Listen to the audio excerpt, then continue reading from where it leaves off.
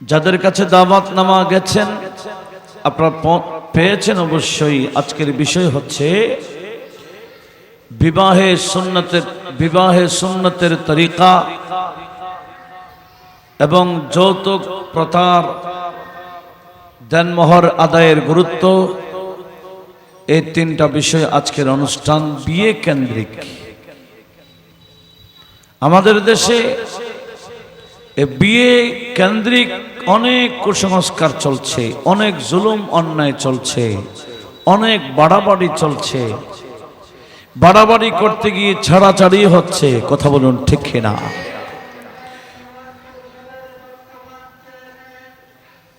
আজকের এই অনুষ্ঠান আমি মনে করছি অতীব প্রয়োজন। বিশেষ করে সমাজের যারা কর্তা আছেন, সরদার, যারা নেতৃবর্গ আছেন, অভিভাবক আছেন, আজকের এই অনুষ্ঠান শোনাটা আমি মনে করছি এক ধরনের আবশ্যক। কারণ বিয়েকে কেন্দ্র করে বিয়ে যে কত কঠিন। কিছুদিন আগেও এটা তো পটিয়া নাই, আগে পটিয়া ছিল, এখন কি পটিয়া? এখন কর্ণফুলী। গোটা পটিয়া উপজেলাকে ঘৃণিত বানিয়ে ফেলেছে একটা ঘটনা। কথা বলুন ঠিক না? সেদিন কি বেশি দিন হচ্ছে? কয়েক সপ্তাহ। এই যে মারাত্মক বিয়ের অনুষ্ঠান চলছে, বিয়েকে কেন্দ্র করে সবকিছু গোছানো, কিন্তু সেই বিয়েটা হলো না। এমনকি সে মেয়ে দুনিয়া থেকে বিদায় নিয়েছে অতিষ্ঠ হয়ে। কথা বলুন ঠিক না? অসহ্য হয়ে। কেন? আমরা বিয়েকে কঠিন করে ফেলেছি। বিয়ে করা অতীব সহজ ইসলাম ধর্মে। যে বিয়েটা অতীব সহজ, আমরা সেটাকে অতীব কঠিন করে ফেলেছি, সামাজিকভাবে, পারিবারিকভাবে। একটু বড় আওয়াজে বলুন না নাউজুবিল্লাহ। সেজন্য আলোচনাটা অতীব প্রয়োজন। আসলে ইসলামে বিয়ের তরিকা কি? বিয়ে করার পদ্ধতি কি? বিয়ে করতে কি কি লাগে? কতটুকু সামর্থ্যবান হলে বিয়ে করা যায়? মেয়েকে কি দিতে হবে, ছেলেকে কি দিতে হবে, আত্মীয় স্বজনকে কি ধরনের করতে হবে, সে বিষয়ে ইনশাআল্লাহ আলোচনা হবে। এই বিয়ের প্রত্যেকটা বিষয় আমি ইনশাআল্লাহ একটা একটা করে উপস্থাপন করার চেষ্টা চালাবো। আল্লাহ এগুলা শোনার পরে আমাদেরকে বাস্তবায়ন করার তৌফিক দান করুক। একটু মহব্বতের আওয়াজে বলুন না আমিন। আমার আল্লাহ পাক সুবহানাহু ওয়া তাআলা সূরাতুন নিসায়ের প্রায় শুরুতেই বলেছেন, আউযু বিল্লাহি মিনাশ শাইতানির রাজীম, ফানকিহু মা তাবা লাকুম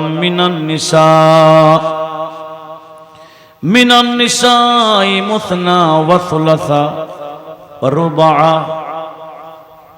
রব্বুল আলামিন বললেন, হে আমার বান্দারা, তোমরা যারা সামর্থ্যবান, ফানকিহু, তোমরা বিয়ে করো। মুসনা, দুইটাও করতে পারো, সুলাসা, তিনটাও করতে পারো, রুবা, চারটাও করতে পারো।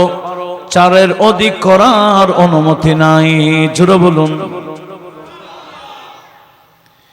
এতটুকু বলে শেষ করে দেন নাই। আমার আল্লাহ বললেন, দুইটা করেছো, তিনটা, চারটা করেছো, যদি করার পরে ইনসাফ করতে পারবা না, একাধিক বিয়ে করলে এমনকি রাত যাপনের ক্ষেত্রেও ইনসাফ করতে হবে, কাপড় দেওয়ার ক্ষেত্রেও ইনসাফ করতে হবে, ঘর দেওয়ার ক্ষেত্রেও ইনসাফ করতে হবে, মাসিক খরচের মধ্যে ইনসাফ করতে হবে। উভয় স্ত্রীকে একই ধরনের দিতে হবে। তিনটা স্ত্রী চারটা স্ত্রী হোক, মাসিক খরচ বরাবর দিতে হবে, কাপড় চোপড় বরাবর দিতে হবে। এমনকি রাত যাপনের ক্ষেত্রেও সবার ক্ষেত্রে বরাবর বন্টন করতে হবে। জোরে বলুন সুবহানাল্লাহ। সেজন্য রব্বুল আলামিন বললেন, ফাইন খিফতুম আল্লাহ তাআদিলু ফাওয়াহিদা। বান্দা আমার, একাধিক বিয়ে করার পরে তোমরা যদি ভয় করো, একাধিক বিয়ে করতে গেলে তোমাদের যদি ভয় হয় ইনসাফ করতে পারবে না, তখন আমি আল্লাহ বলে দিলাম ফাওয়াহিদা, তখন দুইটা বিয়ে তোমার জন্য জায়েজ নাই, একটাই বিয়ে করতে হবে। জোরে বলুন সুবহানাল্লাহ। আমরা কথার কথায় বলি পুরুষ চারটা বিয়ে করতে পারে, কিন্তু কখন পারে সেটা আর বলি না। ইনসাফ না করতে পারলে যে আমার আল্লাহ ফাওয়াহিদা বলেছেন, ইনসাফ করতে না পারলে যে একটাই করতে হবে কথাটা বলেছেন, আমরা এটা বলি না। কথা বলুন ঠিক না? বিয়ে করতে হয় সংসার করবার জন্য, বংশ বিস্তার করার জন্য, নিজের চাহিদাকে মিটিয়ে শয়তানের ধোঁকা থেকে বাঁচার জন্য। কথা বলুন ঠিক না? বিয়ে করতে গেলে নিয়ত সহি করতে হয়। সে বিয়ে আমার আল্লাহ বলেন করো, আর আমার নবীজি যুবকদেরকে ডাক দিয়ে বলেছেন, ইয়া মাশারাশ শাবাব, হে যুবকরা, মান ইসতাতা মিনকুম আল বাতা, তোমাদের মধ্যে যে বিয়ে করার সামর্থ্য রাখো, ফালিয়াতাযাওয়াজ, তার উচিত সে যেন বিয়েটা করে ফেলে। বিয়ের সামর্থ্য হয়ে গেছো, ফালিয়াতাযাওয়াজ, তার উচিত সে যেন বিয়ে করে। কেন? ফাইন্নাহু আগাদ্দুন লিল বাসার, এ বিয়ে মানুষের চক্ষুকে নিচু করে ফেলে। ওয়া আহসানু লিল ফারাজ, মানুষের লজ্জাস্থানকে হেফাজত করে। জোরে বলুন। আর আমি ওমান লাম ইয়াস্তাতি, বিয়ে করার সামর্থ্য যদি না থাকে, আমার নবীজি বলেন তোমার শারীরিক ক্ষমতা আছে কিন্তু আর্থিক ক্ষমতা নাই, শারীরিক ক্ষমতা আছে আর্থিক ক্ষমতা নাই, এরকম যদি হয় ফাআলাইহি আস-সাওম, তার উচিত রোজা রাখা। কেন রোজা রাখলে? ফাইন্নাহু বেজা, এই রোজা মানুষের অন্তরকে, নফসে শয়তানকে কন্ট্রোল করে ফেলে। জোরে বলুন। বিয়ের ফজিলত আছে কিনা? আছে। আল্লাহ বললেন বিয়ে করো, নবীজিও বলেন বিয়ে করো। তো বিয়ে করা তো আমরা কঠিন করে রেখেছি সমাজে। আমাদের সমাজ এমন মারাত্মক হয়ে গেছে যে বিয়ে করা কঠিন, জেনা ব্যভিচার সহজ। কথা বলুন ঠিক না?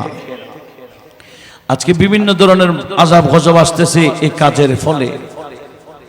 বিয়েটাকে সহজ করতে হবে, যেটা সহজভাবে আল্লাহ করেছেন, নবীজিও করে দিয়েছেন সহজ। কিন্তু আমরা সামাজিকভাবে, পারিবারিকভাবে ওই বিয়েটাকে খুব কঠিন করে রেখেছি। বড় আওয়াজ বলুন না নাউজুবিল্লাহ। তাহলে এই আলোচনার মাধ্যমে সমাজ পরিবর্তনের দরকার আছে কিনা? কিভাবে সহজ করবেন? বিয়ে করতে গেলে যিনি করবেন ওনার খরচ কি, আর যাকে বিয়ে দেবেন তার খরচ কি? ইসলাম বলেন, আমার নবীজি বলেন বিয়ে করতে সহজ, যিনি বিয়ে করবেন তার তেমন কি নাই, খরচ তেমন নাই। বিয়ে করার পরে বিয়ে তো আগদ পড়তে যা সময় যা খরচ ততটুকু আগদ পড়ে নিয়ে আসবে। আসার পরে বিয়ের বিয়েকে উপলক্ষ করে খাবারের যে ব্যবস্থা, এই খাবারটা খাওয়াইতে হবে যিনি বিয়ে করেছেন ওনাকে। জোরে বলুন। খাওয়ার খাওয়াইবে কে? যিনি বিয়ে করবেন। আপনারা একটু আমার সাথে কথা বলতে হবে। বিয়ের মধ্যে বিয়ের খাওয়ারের দায়িত্ব কার? বরের।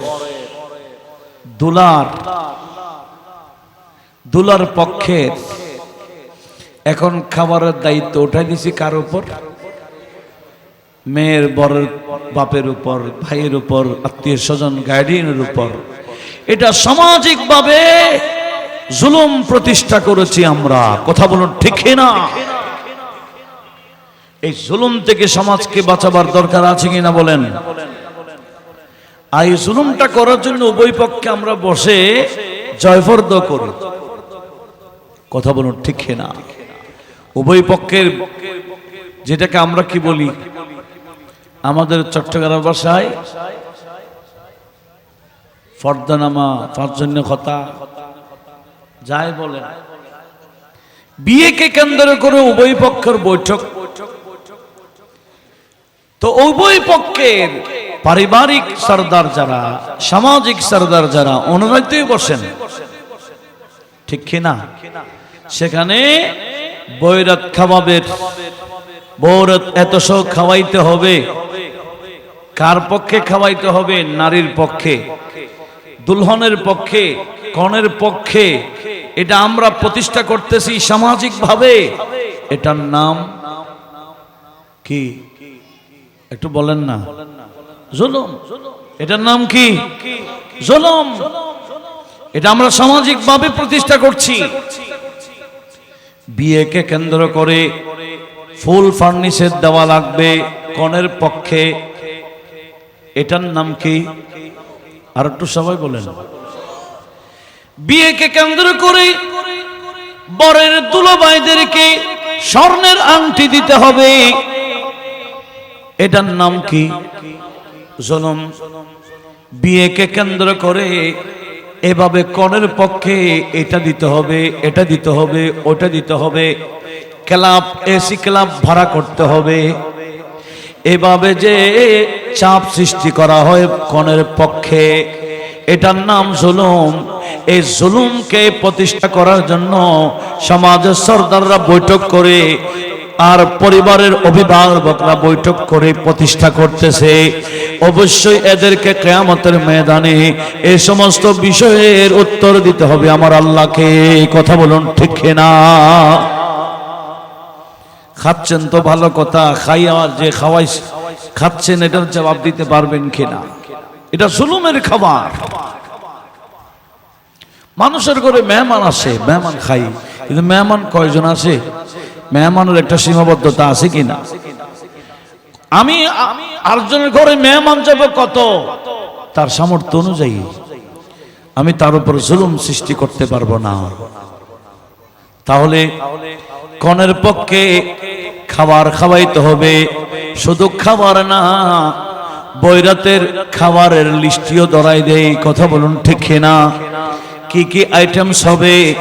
সেখানে খাসির গোশত লাগবে, চিংড়ি মাছ লাগবে, রূপচাঁদা লাগবে, আরো বলেন না কি কি? এই যে এই দেশি মোরগ লাগবে, আরো কত কিছু। এই যে সামাজিক ভাবে খাচ্ছে তো খাচ্ছি, আরো আইটেম নির্দিষ্ট করে, আইটেমস কম হলে বিয়ে ভেঙে ফেলে। কথা বলুন ঠিক না? চিংড়ি মাছকে কেন্দ্র করে বিয়ের অনুষ্ঠানে অনেক ঝগড়াঝাটি হয়েছে, বিয়ে ভেঙ্গেও গেছে। এটার তত্ত্ব চট্টগ্রামে নাই? যেখানে মাহফিল চলছে এখান থেকে কি বেশি দূরে?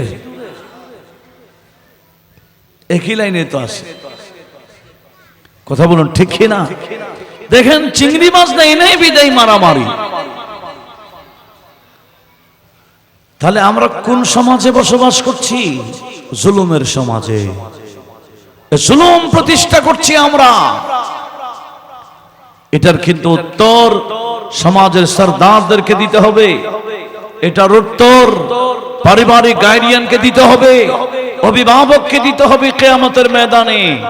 নতুবা এই জুলুমের কারণে অনেক সমাজের সরদাররা জাহান্নামে যেতে হবে।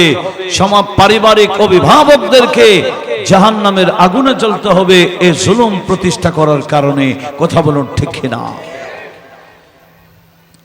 আপনারা কি রাগ করতেছেন? আমাকে যখন বিষয়টা দিয়েছেন আমি বিষয়টা ক্লিয়ার করার দরকার আছে কিনা? এগুলার নাম ওয়াজ। এই ওয়াজের মাধ্যমে সমাজ পরিবর্তনের দরকার আছে কিনা? যা হয়েছে হয়েছে, ভবিষ্যতের শুধরাবার সময় আছে, শুধরাবার সময় আছে।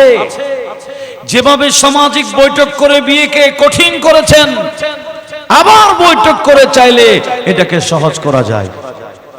কথা বলুন, এটাকে সহজ করা যায় কিনা? উভয় পক্ষে যখন জয়ফরদা হয়, এই উভয় পক্ষের মানুষ যখন বসে, সেখানে যখন প্রস্তাব দেওয়া হবে বৈরত আমরা খাবো না, আমরা অলিমা খাবো, যিনি খাওয়াবেন ওনার সামর্থ্য অনুযায়ী, তাহলে উভয় পক্ষে বসে চাইলে বৈরতটাকে অফ করে দিতে পারে। কথা বলুন, উভয় পক্ষে বসে যদি বলে না যিনি বিয়ে করবেন উনি নিশ্চয় ঘরের মধ্যে ফার্নিচার জোড়াইয়া বিয়ে করবেন, স্ত্রীর কন্যার বাপের বাড়ি থেকে ফার্নিচার দেওয়ার এই সিস্টেমটা আমরা সামাজিকভাবে অফ করতে চাই, তাহলে সমাজ চাইলে পারে কি পারে না? ফার্নিচার অফ করতে পারে, বৈরত অফ করতে পারে। আচ্ছা বলেন তো, এই দুইটা অফ হয়ে গেলে কনের পক্ষে আর খরচ আছে? কথা বলেন নাই। এখন এগুলো বলতেছি কনের পক্ষে, আবার কনের পক্ষের মানুষেরা বরের পক্ষকে চাপাই কিনা? কিরকম কিরকম বলে, স্ত্রীকে বাজার করে দিতে হবে, বাজারে লাগবে 1 লক্ষ টাকা, বউর সাজানি কত। এই যে জয়ফর্দ করতেছে, উভয় বৈঠক বসে, উভয় পক্ষের সরদার বসে, অভিভাবকরা বসে, যে কনের সাজানি লাগবে 1 লক্ষ টাকা, এটার নাম কি? সবাই বলেন, এটার নাম জুলুম। দাদি নানির ভাবি শাড়ি লাগবে 50টা, এটার নাম কি? জুলুম। কনেকে এটা দিতে হবে, ওটা দিতে হবে, এরকম বলার নাম কি? জুলুম। এভাবে আরে নয়, বিয়ে করতে গেলে কাবিন লাগে, বিয়ে করতে গেলে মাহার দিতে হয়। তো মাহার কত?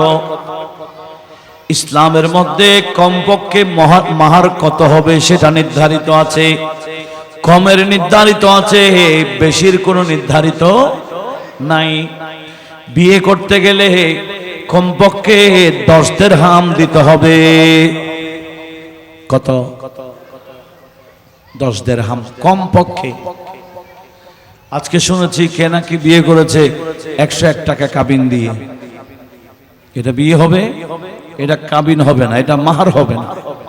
মাহারের জন্য কমপক্ষে কত বললাম? 10 দিরহাম লাগবে। বেশিতে কোনো হিসাব নাই, সেজন্য বেশি যখন হিসাব নাই আমরা এত বেশি দিই, ওই বরের অবস্থা দেখি না।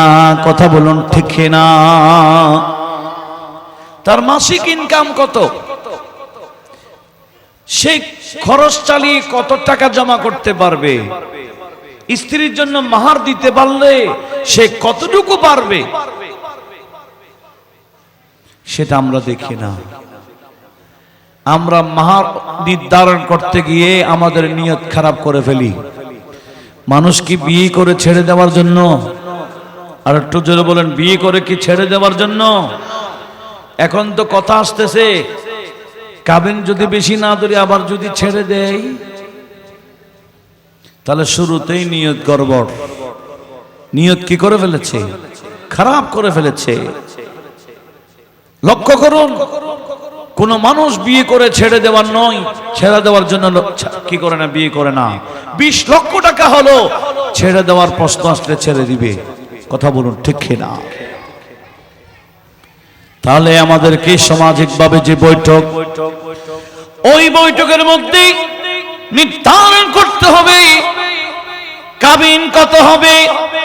ওই কাবিনটা নির্ধারিত হবে বরের ইনকামের উপর। কার? তার ইনকাম কত, সে পারবে কিনা, সে অনুযায়ী কাবিন নির্ধারণ করতে হবে।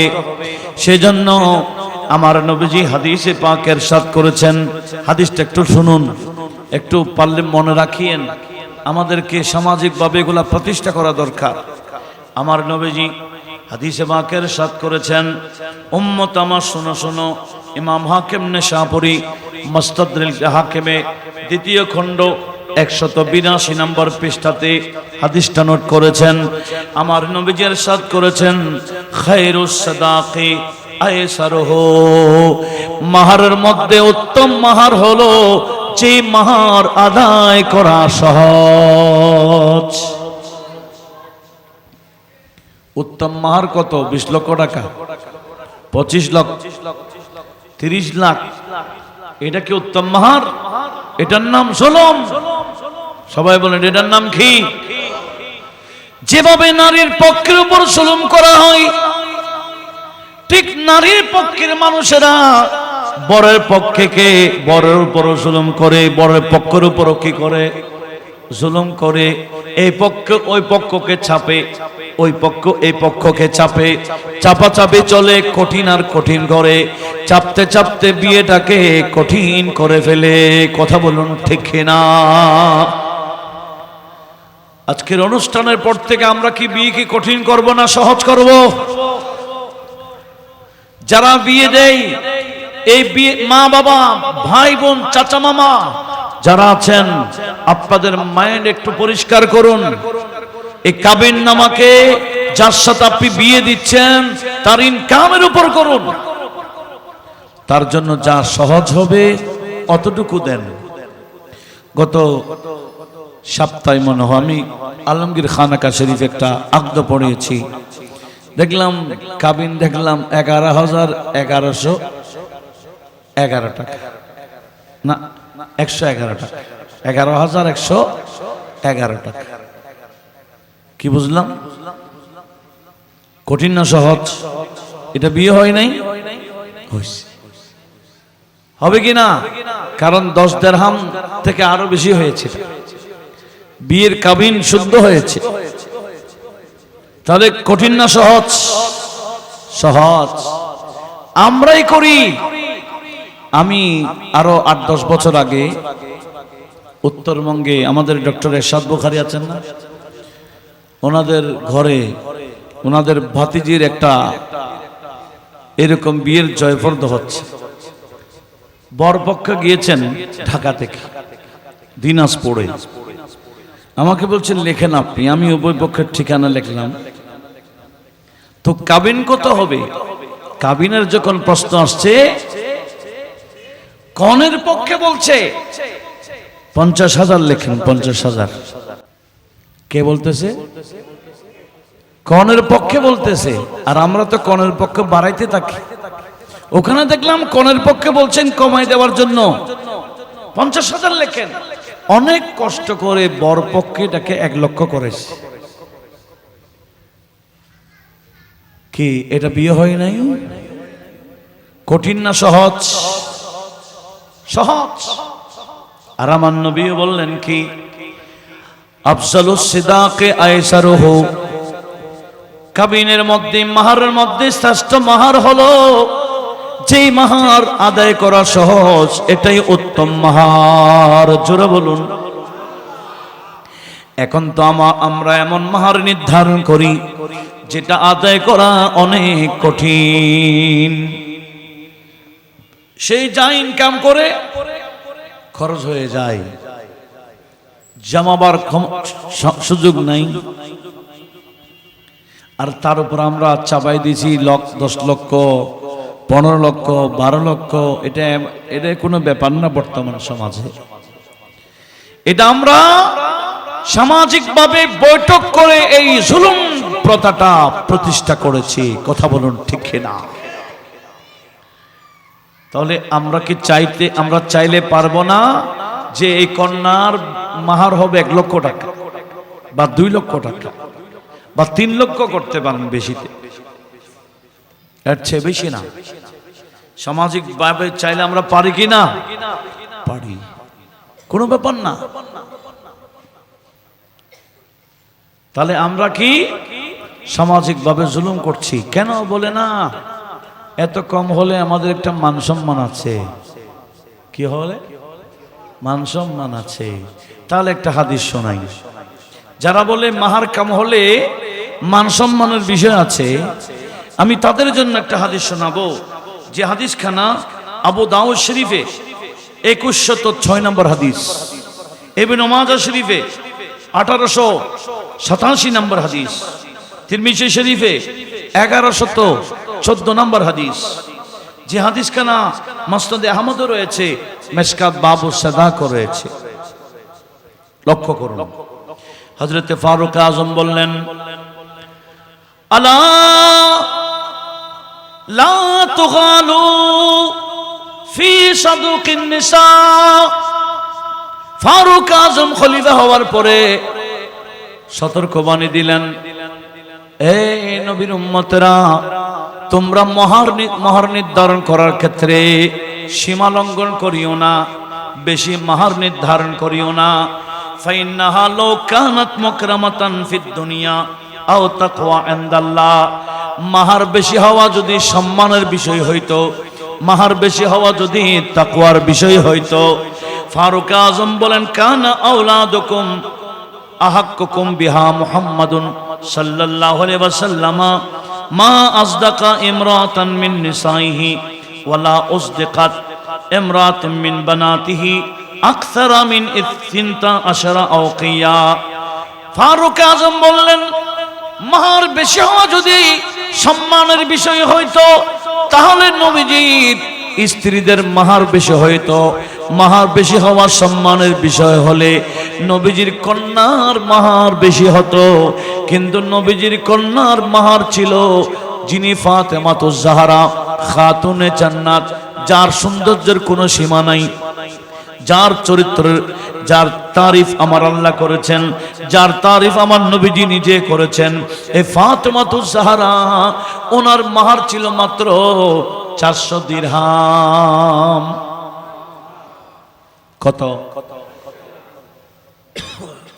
400 দিরহাম মানে বর্তমানে 80,000 হবে না। কথাটা আমি বুঝাইতে পারতেছি? ফারুক আজম বলেছেন, মাহার যদি বেশি হওয়া সম্মানের বিষয় হইতো, তাহলে ফাতেমাতুজ জাহরার মাহার বেশি হইতো। মাহার বেশি হওয়া যদি সম্মানের বিষয় হইতো, নবীজির স্ত্রীগণের মাহার বেশি হইতো। আমার নবীজির স্ত্রীগণের মাহার ছিল 500 দিরহাম। কত? 500 দিরহাম। আর নিজের কন্যার জন্য রেখেছেন 400। কেন? যিনি বিয়ে করেছেন ওনার অবস্থা দেখে। তো যিনি বিয়ে করবেন উনিকে আর একটু বড় আওয়াজে বলি, কে? মাওলায়ে আলী রাদিয়াল্লাহু তাআলা। ওনার অবস্থা দেখে আমার নবীজি ফাতেমাকে ওনার সাথে বিয়ে দিয়েছেন। তাহলে বিয়েটার বিষয়টা একটু হাদিসটা শোনার দরকার আছে কিনা? মাওলা আলীর সাথে আমার নবীজি ফাতেমাতুজ জাহরার বিয়ে নির্ধারণ করেছেন। কেমন ছিল? নাসাই শরীফে হাদিসটা 3375 নম্বর, আবু দাউদ শরীফে 2129 নম্বর, মুসনাদে আহমদের মধ্যে 603 নম্বর হাদিস। একটু লক্ষ্য করুন হাদিসটা কি। হযরত ইবনে আব্বাস রাদিয়াল্লাহু তাআলা আনহু থেকে বর্ণিত হাদিস, লাম্মা তাযাওয়াজা আলীউন ফাতেমাতা, যখন হযরতে মাওলা আলী রাদিয়াল্লাহু তাআলা আনহু ফাতেমাতুজ জাহরার সাথে বিয়ে করার ফাইনাল হয়ে গেল, ক্বালা রাসূলুল্লাহি, বড় করে বলুন, সাল্লাল্লাহু আলাইহি ওয়াসাল্লাম, আমার নবীজি হযরতে আলী রাদিয়াল্লাহু তাআলা আনহুকে ডেকে বললেন, এ আলী, আতিহা শাইয়া, ফাতেমাকে মাহার স্বরূপ কিছু তো দিবা, দাও না কিছু। কত দিতে হবে? এত লাখ টাকা, এত লাখ টাকা। আমার নবীজি আপন কন্যাকে বিয়ে দিয়ে জগৎবাসীকে শিক্ষা দিয়েছেন বিয়েটা কতই সহজ, একটু জোরে বলুন। কিন্তু সহজটাকে আমরা নিজেরা কি করে ফেলেছি, কঠিন করে ফেলেছি। নবীজি কি রকম সহজ করছেন দেখেন। হযরতে আলী রাদিয়াল্লাহু তাআলা আনহুকে বললেন, ইয়া আলী আতিহা শাইয়া, তুমি ফাতেমাকে মাহার স্বরূপ কিছু দাও। ক্বালা মা ইনদি শাই, হযরতে আলী বলেন ফাতেমাকে মাহার দিব এরকম কিছু তো আমার কাছে নাই, মাহার স্বরূপ আমি কি দিতে পারি, কিছু তো নাই। তখন আমার নবী বলেন, কল আইনা দারউকাল হাতমিয়া, এই হাতমি সাম্রাজ্যের একটা কি দারআ ছিল, যুদ্ধের বর্ম ছিল, যুদ্ধের পোশাক ছিল। আমার নবীজি বলেন, এ আলী তোমার যুদ্ধের পোশাকটা কই? বলে হুজুর এটা তো আছে। নবীজি বললেন, আপাতত এই যুদ্ধের পোশাক তো লাগতেছে না, তুমি এটা বিক্রি করে ফাতেমার মাহারের ব্যবস্থা করো। জোরে বলুন সুবহানাল্লাহ। কঠিন না সহজ? সহজ। নবীজি কিভাবে সহজ সেটা দেখাচ্ছেন। কি বললেন?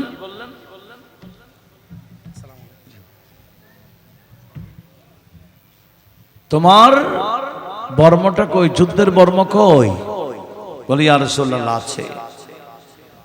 তো নবীজি বললেন, আয় আলী তুমি বাজারে গিয়ে বর্মটা বিক্রি করে আসো, এটা বিক্রি করে আসো।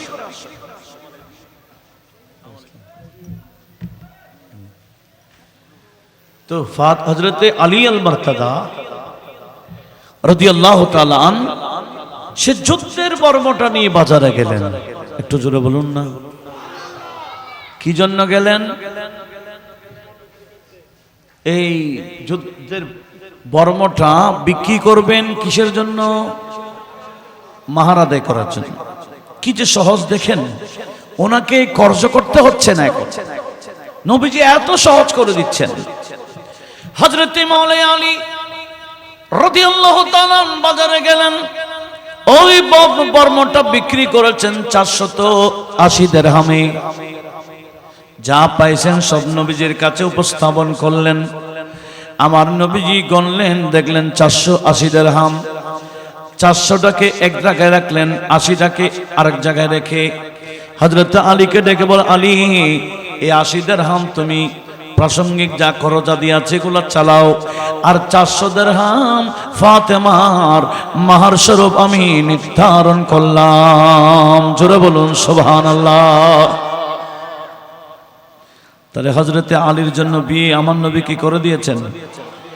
আপন কন্যার বিয়ে কিভাবে দিতে হয় দুনিয়ার বাবাদেরকে আমার নবীজি প্র্যাকটিক্যাল শিক্ষা দিয়েছেন। এখন বাবারা তো রাগ করে উঠে যায় জয়ফরদের সময়, কেন 20 টাকার 1 টাকা কম, 20 লাখ টাকার 1 লাখ কম হলেও হবে না, বিয়ে ভাঙ্গি দিয়ে চলে আসছে সে একটা কিছু। কথা বলুন ঠিক কিনা? এই যে সামাজিক ভাবে মাহার নির্ধারণ করতে গেলে যে জুলুম প্রতিষ্ঠা করা হচ্ছে, সেটা থেকে সমাজকে পরিত্রাণ দেওয়া দরকার আছে কিনা বলেন? যেভাবে কন্যার পক্ষে বয়রাতের নামে জুলুম চলছে, ফার্নিচারের নামে জুলুম চলছে, বিভিন্ন ক্লাবের নামে জুলুম চলছে, অমুক ক্লাবে দিতে হবে, অমুক ক্লাবে খাওয়াইতে হবে বলে বলে, এই আইটেমস খাওয়াইতে হবে বলে শর্ত লাগাই দেয়।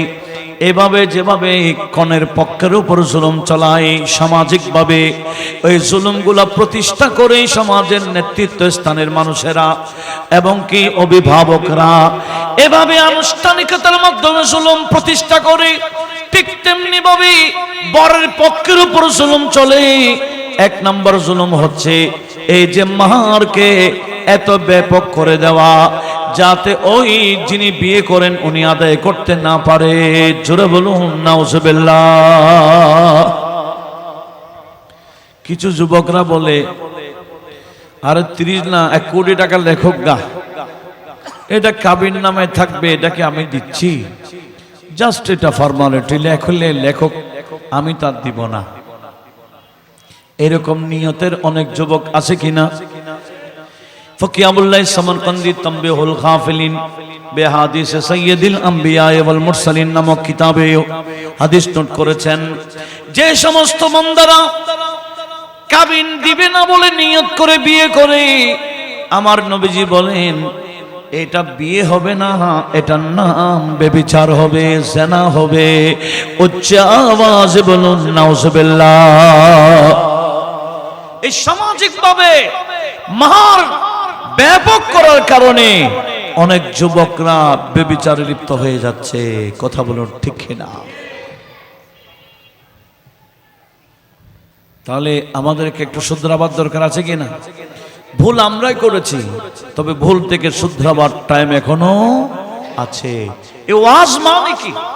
ওয়াজের উদ্দেশ্য কি? ওয়াজের উদ্দেশ্যই এটা, যাতে আমরা ভুল থেকে ফিরে আসি। একটু জোরে বলুন ইনশাআল্লাহ। তাহলে কি বলতে চেয়েছিলাম? তাহলে এই যে মাহার নির্ধারণ করতে হবে কার উপর? স্বামীর ইনকামের উপর। সে যত আদায় করতে পারে, কেউ কোনো কোটি কোটি টাকার মালিক, সে যদি 5 কোটি টাকাও দেয় সমস্যা কি? সে তো দিতে পারবে। 5 কোটি টাকার মানুষ সে যদি 1000 কোটি টাকার মালিক হয়, 5 কোটি টাকা স্ত্রীকে দিচ্ছে মাহার স্বরূপ, দিলে দেখ এটা তার জন্য সহজ। তো নবীজি কি বলেছেন? আফজালুস সাদাকি আইসারুহু, ওই মাহার উত্তম মাহার যেটা আদায় করা সহজ। একটু জোরে বলুন। তাহলে আমাদের সামাজিকভাবে যারা বৈঠক করবেন, ওই বরে কি করে, তার মাসিক ইনকাম কত, এটা অনুপাতে তাকে মাহার নির্ধারণ করবেন সামাজিকভাবে। এটার নাম ন্যায় প্রতিষ্ঠা করা। জোরে বলুন। তাহলে কনের পক্ষে বৈরত খাইলেন না, কনের পক্ষ থেকে ফার্নিচারও নিলেন না, তো ওই কনেকে বিয়ে দেওয়া কি কঠিন? একটু জোরে বলেন না। আর বরের পক্ষকে আপনি চাপ দিলেন না, তার সামর্থ্য অনুযায়ী মাহার নির্ধারণ করলেন। স্ত্রীকে সাজাবার জন্য 1 লক্ষ টাকা বাজার দিতে হবে, চাপটা দিলেন না, বলে দিলেন আপনাদের স্ত্রী আপনাদের ঘরে যাবে, আপনারা আপনাদের মতো সাজিয়ে নিয়ে যান। ঠিক কিনা? তাহলে এটার নাম কি? সহজ। এটার নাম কি? দাদিকে শাড়ি দিতে হবে, ভাবিদেরকে শাড়ি দিতে হবে, এনাকে এই দিতে হবে, ওই দিতে হবে, সব দিতে হবে, বাদ দিয়ে দেন, বাদ দিয়ে দেন। একটা কথা হয়েছে, বহুত দিন খাইও আর ন খাইও, সেটা বলছি। দুলাভাইদের জন্য কি লাগে? আংটি আর দিয়েন না, বলো বহুত দিন খাইছো আর খাইও না। এটা ভাই সমাজকে শুধরান, শান্তি প্রতিষ্ঠা করেন, ন্যায় আদালত ইনসাফ কায়েম করেন, জুলুম প্রথা বন্ধ করেন। কথা বলুন ঠিক কিনা? সমাজের মধ্যে কর্তারা বসে যে ফরদ করে, ওই ফরদের ব্যাপারে আমি একটা হাদিস শরীফ আপনাদের সামনে উপস্থাপন করছি। যে হাদিস খানা সিহাসিত্তার 3টা কিতাব রয়েছে, তিরমিজি শরীফে রয়েছে 1352 নম্বর হাদিস, ইবনে মাজাতে রয়েছে 2353 নম্বর হাদিস, আবু দাউদ শরীফে রয়েছে 3594 নম্বর হাদিস, মুসনাদ আহমদে 8770 নম্বর হাদিস, মিশকাতের মধ্যে 253 নম্বর পৃষ্ঠা রয়েছে। আপনাদের মনে না থাক সমস্যা নাই, এখানে ধারণ করা হচ্ছে, পরবর্তী রেফারেন্সগুলো আপনারা নিতে পারবেন, দরকার আছে কিনা। এবার হাদিসটা আমি আপনাদের শোনাচ্ছি। আন আমর ইবনে আউফ আল মাসনি আনিন নবী, বড় করে বলুন সাল্লাল্লাহু আলাইহি ওয়াসাল্লাম قال الصلح جائز بين المسلمين إلا صلحا حرم حلالا أو أحل حراما والمسلمون على شروطهن إلا شرطا حرم حلالا أو أحل حراما। নবীজি বললেন, উম্মত মুসলমানদের মধ্যে সমঝোতা, চুক্তি করা, ফরদ করা, জয় ফরদ, এই ফরদ সেই ফরদ, সব চুক্তি জায়েজ আছে, তবে ওই চুক্তি জায়েজ নাই যেটা হালালকে হারাম করে ফেলে, হারামকে হালাল, হালালকে হারাম এরকম করে ফেলে। জুলুমটাকে প্রতিষ্ঠা করার নাম হারাম। জুলুম প্রতিষ্ঠা করার নাম কি? বৈরত এত শত এত হাজার খাওয়াইতে হবে, এই চুক্তি করার নাম কি? হারাম। ফার্নিচার এটা দিতে হবে, চুক্তি করার নাম কি? হারাম। ক্লাব এসি ক্লাবে খাওয়াইতে হবে, চুক্তি করার নাম হারাম। এই চুক্তি বৈধ না, এটা হারামকে হালাল করছে। কথা বলুন ঠিক কিনা? হারাম একটা বিষয়কে ওই উভয় পক্ষে বসে কি করতেছেন? হালাল করতেছে। আমার নবীজি বলছেন এটা জায়েজ হবে না। তারপরে আরেকটা হাদিস শোনাবো, যে হাদিস খানা বুখারী মুসলিম মুত্তাফাক আলাইহি হাদিস। এমনকি বুখারী শরীফের মধ্যে 2561 নম্বর হাদিস, মুসলিম শরীফের মধ্যে 1504 নম্বর হাদিস, তিরমিজি শরীফে রয়েছে, মিশকাতের মধ্যে 249 নম্বর পৃষ্ঠাতে রয়েছে। এবার হাদিসটা শুনি। ওয়ান আয়েশা রাদিয়াল্লাহু তাআলা আনহা قالت, হযরত আয়েশা সিদ্দিকা বলেছেন, অনেক লম্বা হাদিস, আমি মূল কথাটা বলে দিচ্ছি। আমার নবীজি হযরত আয়েশা সিদ্দিকা রাদিয়াল্লাহু তাআলা আনহা এক বান্দীকে আযাদ করেছিলেন। বান্দী এটার কোনো আত্মীয় স্বজন নাই, মারা গেছে। বান্দী এটা আজাদ হওয়ার পর কি আর বান্দী আছে? স্বাধীন হয়ে গেছে, মারা গেছে। এখন হক অনুযায়ী হযরত আয়েশা সিদ্দিকা এটাকে পাওয়ার কথা, কেন উনি আজাদ করেছেন? আমার নবীজি বলেছেন, আল ওয়ালাউ লিমান আতাকা, যিনি আজাদ করেছেন ওই আজাদকৃত গোলাম হোক বান্দী হোক, তার সম্পদগুলো মালিকই পাবে, যিনি আজাদ করেছেন উনি পাবেন। জোরে বলুন। এই ধরনের একটা ঘটনা আয়েশা সিদ্দিকার সাথে হয়ে গেল, কিন্তু বাকিরা হযরত আয়েশা সিদ্দিকা যে বান্দীটাকে আজাদ করেছিলেন, উনি মারা যাওয়ার পর আয়েশা সিদ্দিকাকে ওনার সম্পদগুলো দিচ্ছে না, বিভিন্ন কন্ডিশন লাগাচ্ছে। তখন আমার নবীজি সাহাবাদের সামনে তকরির করেছেন, বক্তব্য দিয়েছেন। অনেক লম্বা হাদিস, আমি মূল কথায় এসে গেছি। ওই বক্তব্য আমার নবীজি সাহাবায়ে কেরামের সামনে উপস্থাপন করেছেন। কি শুনেন, মা বালুল রিজালিন, নবীজি বলেন ওই মানুষদের কি সাহস, ইয়াস্তারিতুনা শুরুতান, এমন কিছু কন্ডিশন তারা প্রয়োগ করতেছে, এমন কিছু কন্ডিশন তারা দিচ্ছে, লাইসাত ফি কিতাবিল্লাহি, যে কন্ডিশনটা আল্লাহর কোরআন শরীফে নাই। যে শর্তটা কোথায় নেই? তাহলে শর্ত আমি দিলাম, চিংড়ি খাওয়াইতে হবে, খাসি অবশ্যই দিতে হবে, রূপচাঁদা করতেই হবে, এই যে শর্ত লাগাই দিলাম, এটা না কোরআনে আছে না হাদিসে আছে, এটার নাম কি? জুলুম। জুলুম লাগাব করার জন্য যে শর্ত লাগাচ্ছেন, আমার নবীজি কি বললেন শুনেন। নবীজি বলেন, মা কানা মিন শারতিন লাইসা ফি কিতাবিল্লাহি ফাহুয়া বাতিলুন, যে শর্ত কোরআন অনুযায়ী হয় না, যে শর্ত আমি নবীর সুন্নাহ অনুযায়ী হয় না, ওই শর্তটা বাতিল। শর্ত এটা কি? এই শর্ত প্রতিষ্ঠা করা যাবে না, এটা অন্যায়, এটা বেবিচার, এটা অবিচার। কথা বলুন ঠিক কিনা? তাহলে সমাজে কি ধরনের, আমরা সমাজের সরদাররা, সমাজের উভয় পক্ষের মানুষরা, অভিভাবকরা কি ধরনের মারাত্মক জুলুম প্রতিষ্ঠা করতেছি দেখেন এই বিয়েকে কেন্দ্র করে। তাহলে আমরা একটু ফিরে আসার দরকার আছে কিনা? তাহলে মেয়ে বিয়ে দেওয়া কঠিন না সহজ? মেয়ে বিয়ে দেওয়া সহজ, বাবার পক্ষে কোনো খরচ করতে হয় না, এটার নাম ইসলাম। এটার নাম কি? আর যিনি বিয়ে করবেন উনি কি খরচ করবেন? হযরত আব্দুর রহমান ইবনে আওফ রাদিয়াল্লাহু তাআলা উনি হিজরত করেছেন, হিজরত করে মদিনাতে গেলেন। ব্যবসা করেছেন, কিছু লাভ দেখলেন, বিয়ে একটা করলেন। তো নবীজি ওনার শরীরে হলুদ রং দেখলেন, হলুদ রং। আমাদের সমাজে গায়ে হলুদ আছে কিনা? গায়ে হলুদ এটা আছে, কিন্তু গায়ে হলুদের নামে যে কুসংস্কার চলে, যে বেহায়াপনা চলে, যে ধরনের ইহুদি নসরা হিন্দু কালচার চলে, হিন্দু পরিবেশ চলছে, হিন্দু অনুষ্ঠান চলছে, এটা ইসলাম ধর্মের মধ্যে কখনো জায়েজ নাই। কথা বলুন ঠিক কিনা?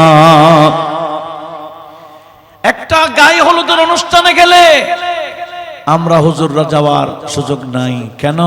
এত বেহায়াপনা, সেখানে পাও রাখা যাবে না। আমি কি অবাস্তব বলছি? বিয়ের অনুষ্ঠানে গেলে বেপরদায়ী, বেহায়াপনা। এই বিয়ের মধ্যে যারাই যায়, নিজে ফ্যামিলি নিয়ে গেলে যাওয়ার সময় গুনাহ না থাকলেও আসার সময় গুনাহ নিয়ে আসতে হয়। কথা বলুন ঠিক না? একটা বিয়ে যে কত গুনাহের আড্ডাখানা, বিয়েটা কত সুন্দর। আমার নবীজি বলেছেন, আন-নিকাহু মিন সুন্নতি। ইবনে মাজাতে রয়েছে হাদিস। নবীজি বললেন, বিয়েটা আমি নবীর সুন্নাত। আন-নিকাহু মিন সুন্নতি ফামান লাম ইয়ামাল আলা সুন্নতি ফালাইসা মিন্নি। যে আমার সুন্নাতের উপর আমল করবে না, সে আমার উম্মতই না। বিয়ে আমার সুন্নাহ নয়। নবীজি আরো বলেছেন, আন-নিকাহু নিসফুদ্দিন ফালিয়াত্তাকিল্লাহা ফিন নিসফিল বাকি। নবীজি বলেন, উম্মত আমার, বিয়ে মানে ধর্মের অর্ধেক। যারা বিয়ে করেছো, ধর্মের অর্ধেক পূর্ণ হয়ে গেছে। বাকি অর্ধেকটা তাকওয়া করে, নামাজ কালাম পড়ে, হালাল হারাম যাচাই বাছাই করে, দিন ধর্ম মোতাবেক চলে, বাকি অর্ধেক তাকওয়া পরিপূর্ণ করে নাও। জোরে বলুন। যে বিয়েটাকে আমার নবী সুন্নাহ বলেছেন, যে বিয়েটাকে ধর্মের অর্ধেক বলেছেন, আজ বিয়ের অনুষ্ঠানগুলোকে আমরা নাপাক করে ফেলতেছি। এমন ভাবে নাপাক, সেখানে গান বাজনা, সেখানে বেহায়াপনা, সেখানে নারী পুরুষের খলত মলত, সেখানে নারী পুরুষের নাচানাচি, এমন পরিবেশ আমরা করে ফেলেছি। এটা মুসলিম সমাজ আমরা আর রাখি নাই। দুষ্কার। যিনি বিয়ে করছেন ওনার, শুধু ওনার না, সবার, উভয় পক্ষের গার্ডিয়ান। আমি অনুরোধ জানাবো, যে সমস্ত বিয়ের অনুষ্ঠানে ব্যান্ড চলে, প্যাকেজ চলে, বেহায়াপনা চলে, বেপরদায়ী চলে, ওই সমস্ত বিয়ের মাধ্যমে যেই সন্তানাদি দুনিয়াতে আসবে, এরা কি আল্লাহওয়ালা হবে? আশা করা যায় না। এরা আল্লাহওয়ালা হবে এরকম আশা করা যাবে না। কথা বলুন ঠিক না? তাহলে আল্লাহওয়ালা হওয়ার জন্য অনুষ্ঠানগুলাকে কি করতে হবে? সেই তাকওয়ার মাধ্যমে সাজাইতে হবে। নবীজি শরীয়ত সুন্নাতের মাধ্যমে কি করতে হবে? সাজাইতে হবে। কথা বলুন ঠিক না? বিয়ের মধ্যে আনন্দ করা আছে। আমাদের ইসলামের মধ্যে আনন্দ আছে নাকি? না নাই? আছে। ইসলামের মধ্যে আনন্দ আছে। আমাদের ইসলামের মধ্যে নাই বলতে কিছু নাই, সব আছে। ইসলাম পরিপূর্ণ একটা ধর্ম। এখানে আনন্দ আছে, এখানে গান বাজনা আছে। বিয়ের মধ্যে গান বাজনা করতে বলেছে, তবে গান বাজনাটা কি রকম সেটা জানতে হবে। কথা বলুন ঠিক কিনা? নবীজি বললেন, আলিনুন নিকাহ বিদ্দুফুফি ওয়াজআলুহু ফিল মাসাজিদ। উম্মত আমার, বিয়ে হচ্ছে, বিয়ের অনুষ্ঠান করো দফ বাজাইয়া। কি বাজাইয়া? এখন কি দফ বাজাই না জম বাজাই? হ্যাঁ, দফ না জম? এগুলা হলো হিন্দুর প্রথা। দফ, জম বাজানি, ড্রাম বাজানি, এগুলা হলো হিন্দুদের কাজ। আমাদের বিয়ে শাদীর অনুষ্ঠানে ঢুলও বাজা যাবে না, ঢুলও যাবে না, ঢুলও বাজানো যাবে না, ড্রাম বাজানো যাবে না, জম বাজানো যাবে না, ব্যান্ড পার্টি আনা যাবে না। এগুলা সব হারাম হারাম। যারাই করে এগুলার কারণে কিয়ামতের ময়দানে বেজে যাবে, ফেঁসে যাবে, লাঞ্ছিত হবে, জাহান্নামে যাওয়ার একটা মাধ্যম হয়ে যাবে। জোরে বলুন নাউজুবিল্লাহ। তাহলে বিয়ের মধ্যে কি বাজাইতে হয়? দফ। দফ মানে এটা এমন এক পাট আছে আর এক পাট খালি, এক পাট আছে আরেক পাট খালি। এটা বাজিয়ে বিয়ের অনুষ্ঠানে গান করা যায় যাচ্ছে। গানটা হিন্দি গান হইলে হবে না, ইংরেজি গান হইলে হবে না, গানটা রোমান্টিক হইলে হবে না। গান এটা আল্লাহর শান হইতে হবে, গান এটা নবীজির শান হইতে হবে, গান এগুলা সুদাই কেরামের শান হইতে হবে, গান এগুলা আল্লাহর ওলিদের বন্ধুদের শান হইতে হবে। কথা বলুন ঠিক কিনা? এরকম বুখারী শরীফে আছে হাদিস, কিতাবুল জিহাদও আছে, তাকরারে হাদিস। নবীজি এক বিয়ের অনুষ্ঠানে গেছেন, দেখতেছেন ছোট ছোট মেয়েরা দব বাজিয়ে বাজিয়ে বিয়ের অনুষ্ঠানে গান করতেছে, মরসিয়া পাঠ করে করে। মরসিয়া মানে যারা বদরের যুদ্ধে শহীদ হয়েছিলেন ওনাদের শানে মরসিয়া পড়তেছে। বোঝার চেষ্টা করে কি পড়তেছে? বদরে যারা শহীদ হয়েছিলেন ওই শহীদ, মুসলিম শহীদ সাহাবী, ইনাদের শানে ছোট ছোট মেয়েরা গান বাজাচ্ছে, দব বাজাচ্ছে। আর নবীজি যখন পৌঁছে গেলেন, ইনারা মরসিয়া বাদ দিয়ে এবার নবীজি শান শুরু করে দিলেন। এতক্ষণ পড়ছিল মরসিয়া, এখন পড়ছে নাতে রাসূল। কিরকম? ফিনা নবিয়ুন ইয়ালামু মা ফি গাদ, ফিনা নবিয়ুন ইয়ালামু মা ফি গাদ। এভাবে দব বাজিয়ে বাজিয়ে এগুলো গাচ্ছে। নবীজি বললেন, আমার সাহাবারা এটা বন্ধ করতে বলো, আগে যেটা মরসিয়া পড়েছে এটা শুনাইতে বলো, এটা অফ করতে বলো। নবীজি বললেন, এটা অফ করে আগে যেটা চলাচ্ছিল সেটা পড়ো। জোরে বলুন। নবীজিও শুনেছেন কিনা? কি দি বাজাইয়া দব বাজিয়ে বাজিয়ে গান আমার নবীজিও শুনেছেন। তাহলে আমার নবী সেজন্য বলেছেন, আলিনুন নিকাহ বিদ্দুফুফ। দব বাজিয়ে বিয়ের অনুষ্ঠানের ঘোষণা দাও, আর বিয়ের আগদটা মসজিদে করো। এমন কুসংস্কার আমাদের সমাজে। কাবিন কত? বল 20 লক্ষ টাকা। তো যিনি আগদ বাড়াইছেন ওনাকে কত দিয়েছেন? বলে 500 টাকা। লজ্জা থাকা দরকার। কথা বলুন ঠিক কিনা? লজ্জা নাই। যিনি মূল কাজটা করাই দিলেন, স্বামী স্ত্রী দেখা করা বৈধ করাই দিলেন, ওনার জন্য টাকা ওঠে না, কিন্তু ব্যান্ড পার্টি আসলে হাজার হাজার টাকা খরচ করে। কথা বলুন ঠিক না? এই জুলুম সমাজে চলে কিনা? চলে। এটা ইমাম সাহেবদের প্রতি, খতিব সাহেবদের প্রতি অন্যায়। কথা বলুন ঠিক না? ইনাদের একটা হক আছে কিনা? আছে। আপনি মসজিদে বেতন দিলে আর কত দিবেন? ওনাদের পারিবারিকের খরচের সাথে মসজিদের ইনকামের কোনো সামঞ্জস্যতা আছে? নাই বলেন না? এদেরকে কি করতে হবে? খতিব বলেন, ইমাম বলেন, কোনো বিনিময় ছাড়া, দাওয়াত ছাড়া হাদিয়া দিবেন। হাদিয়া। আমার নবীজি বলছেন, তাহাদ্দু তাহাব্বু, হাদিয়া দিবা বেশি বেশি, দেখবা মোহাব্বত বাড়বে। একটু জোরে বলুন না সুবহানাল্লাহ। কোনো বিনিময়, হুজুর আমার জন্য দোয়া করি, এটাও বলিয়েন না। তো হাদিয়া দিলে উনি দোয়া করবে না? বলেন না। হুজুর আমার জন্য দোয়া করিয়েন, এটাও বলার দরকার নাই। হুজুরকে হাদিয়া দিবেন সামাজিক ভাবে। যারা যত সামর্থ্য আছেন ইমামদেরকে হাদিয়া দিবেন। দেখবেন ওনারা সচ্ছল ভাবে চলতে পারবে, কোন ধরনের কারো এদের কি থাকবে না, ঘাটতি থাকবে না। এখন তো এমন পরিবেশ হয়ে গেছে, 5,000, 6,000, 10,000 টাকা মাসিক ইনকাম, কিন্তু ওই হুজুরের মাসিক খরচ হচ্ছে 20,000-এর উপর। তাহলে সেদিকেও সমাজের মানুষকে দেখার দরকার আছে কিনা বলেন? আমি সেটাও আপনাদের কাছে অনুরোধ করছি। আপনারা কি রাগ করতেছেন? আসুন, কি বলতে চেয়েছিলাম, তাহলে বিয়ের অনুষ্ঠানে গান করা জায়েজ আছে কিনা? আছে না? আর একটা আমাদের সমাজের মধ্যে একটা অনুষ্ঠান প্রতিষ্ঠিত, এটার নাম মুশাআরা মাহফিল। আছে কি না? মুশাআরা মাহফিল মানে কি? সেখানে হামদে বারি তালা হয়, নাতে রসুল হয়, বিভিন্ন অলি কারাম বুজুর্গান দ্বীনের শানে মানাকিব পড়া হয়। এরকম অনুষ্ঠানের মাধ্যমে আমরা চাইলে বিয়ের অনুষ্ঠানকে সাজাইতে পারি। কথা বলুন ঠিক না?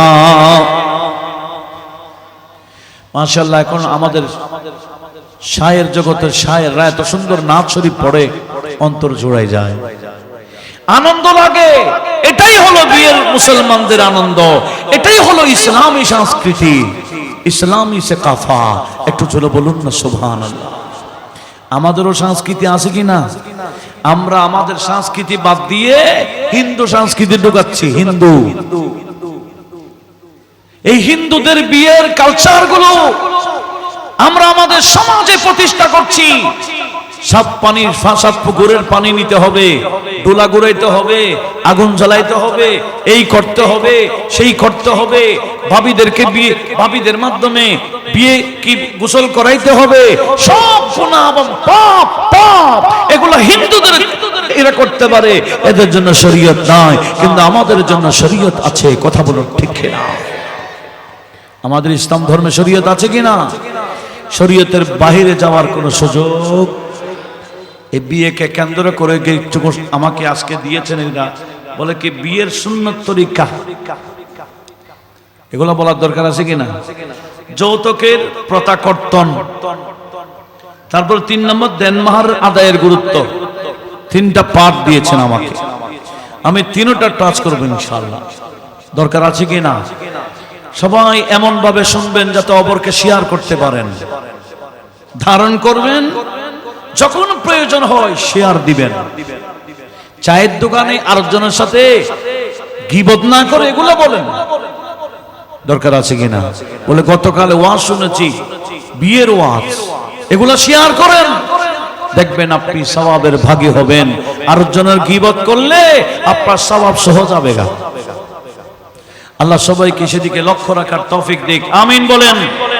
তাহলে বিয়ে শাদীর অনুষ্ঠানের মধ্যে দব বাজানোর বিষয় আছে কিনা? হাদিস শরীফ তিরমিজি শরীফের মধ্যে 1088 নম্বর হাদিস, নাসাই শরীফের মধ্যে 3315 নম্বর হাদিস, মুসনাদে আহমদের মধ্যে 15489 নম্বর হাদিস। হযরতে মুহাম্মদ বিন হাতিব হাদিস বর্ণনাকারী, আনিন নবী, বড় করে বলুন সাল্লাল্লাহু আলাইহি ওয়াসাল্লাম قال فصل ما بين الحرام والحلال الدف والصوت। একজন পুরুষ আর একজন নারী, তাদের মিলনটা একটা হচ্ছে হারাম পন্থায় আর একটা হালাল পন্থায়। খুব ভালো করে লক্ষ্য করুন, নারী পুরুষের মিলন একটা কি হালাল আর একটা হারাম। নবীজি বলেন এই মিলনটা হালাল এবং হারামের মধ্যে পার্থক্য কি? এই পার্থক্য হলো আল ফাসলু মা বাইনাল হারামি ওয়াল হালালে, হারাম এবং হালালের পার্থক্য, মধ্যখানে পার্থক্য করে দফ। কি দফ বাজালে বুঝবে বিয়ের অনুষ্ঠান হচ্ছে, দফ বাজালে বুঝবে কি হয় বিয়ের অনুষ্ঠান। মানুষ জেনে গেল বিয়ে হচ্ছে, আর নতুবা গোপনে গোপনে যদি একজন আর একজন মেয়েকে নিয়ে চলে যায়, এটার নাম কি? হারাম। এটার নাম কি? হারাম। নবীজি বলছেন হারাম থেকে হালালকে স্পষ্ট করে দফ বাজিয়ে অনুষ্ঠানের মাধ্যমে, একটু বড় আওয়াজে বলুন না সুবহানাল্লাহ। তারপরে কি? এরপর আরেকটা হাদিস, হযরতে এই হাদিসটা বুখারী শরীফের 5162 নম্বর হাদিস। আন আয়েশা রাদিয়াল্লাহু তাআলা আনহা قالت انها صفت الفارعه بنت اسعد الى بيت زوجها نبيت ابن جابر فقال النبي বড় করে বলুন সাল্লাল্লাহু আলাইহি ওয়াসাল্লাম ইয়া আয়েশা মা কানা মাকুম লাহাবুন ফাইনাল আনসারা ইউজিবুহুমুল্লাহ। নবীজি বলছেন একদিন আয়েশা সিদ্দিকা আনসারীদের এক বিয়ের অনুষ্ঠানে যাচ্ছেন। আয়েশা সিদ্দিকা রাদিয়াল্লাহু তাআলা আনহা আনসারী এক কি বিয়ের অনুষ্ঠানে যাচ্ছেন। তো নবীজি বলছেন আয়েশা ওখানে যাচ্ছ কোনো গায়িকা নিয়ে যাচ্ছ না? ছোট ছোট মেয়েরা কি গায়? গান গায়, দব বাজায় বাজায়। আবার বড় মেয়ে না, এখন তো ব্যান্ড শুধু গায় কারা? পুরুষ গাইলে ব্যান্ড হয় না, নারী গাইতে হবে। ছোট মেয়ে না, উপযুক্ত মেয়ে, উপযুক্ত মেয়েরা হারাম। নবীজির সামনে যে মেয়েরা গেয়েছিল এটা বাচ্চা পিচ্ছি, জারিয়া বলা হচ্ছে হাদিসের ভাষায়। ছোট মেয়েদেরকে জারিয়া বলা হয়, আর ছোট বাচ্চাদেরকে গোলমান গালমান বলা হয়, গোলাম বলা হয়। তো জারিয়ারা ছোট ছোট মেয়েরা গান গাইতো। এমনকি আমার নবীজি যখন হিজরত করেছিলেন মক্কা থেকে মদিনায়, এরা ওই দফ বাজাইয়া নবীজির সামনে গাইছিলেন। কোনটা?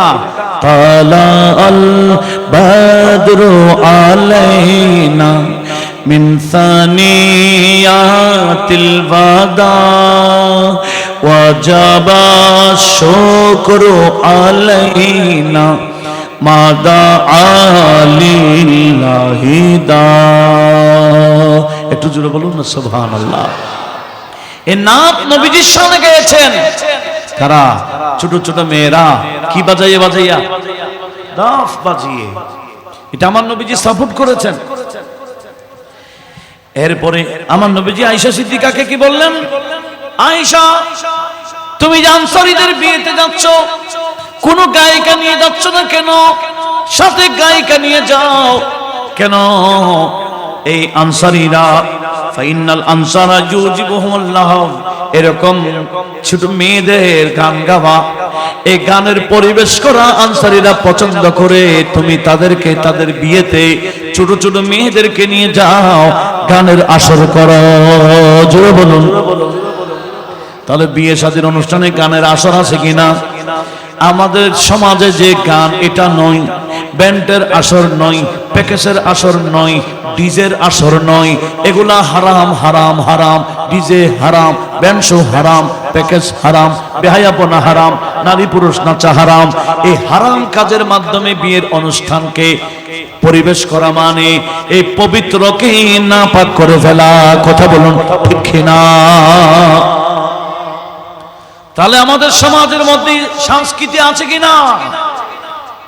আমাদের সংস্কৃতি হচ্ছে এই অনুষ্ঠানগুলো। আমরা আমাদের সংস্কৃতি দিয়ে আমাদের অনুষ্ঠান সাজাবো, কোনো বিধর্মী অনুষ্ঠান দিয়ে নয়। কথা বলুন ঠিক না?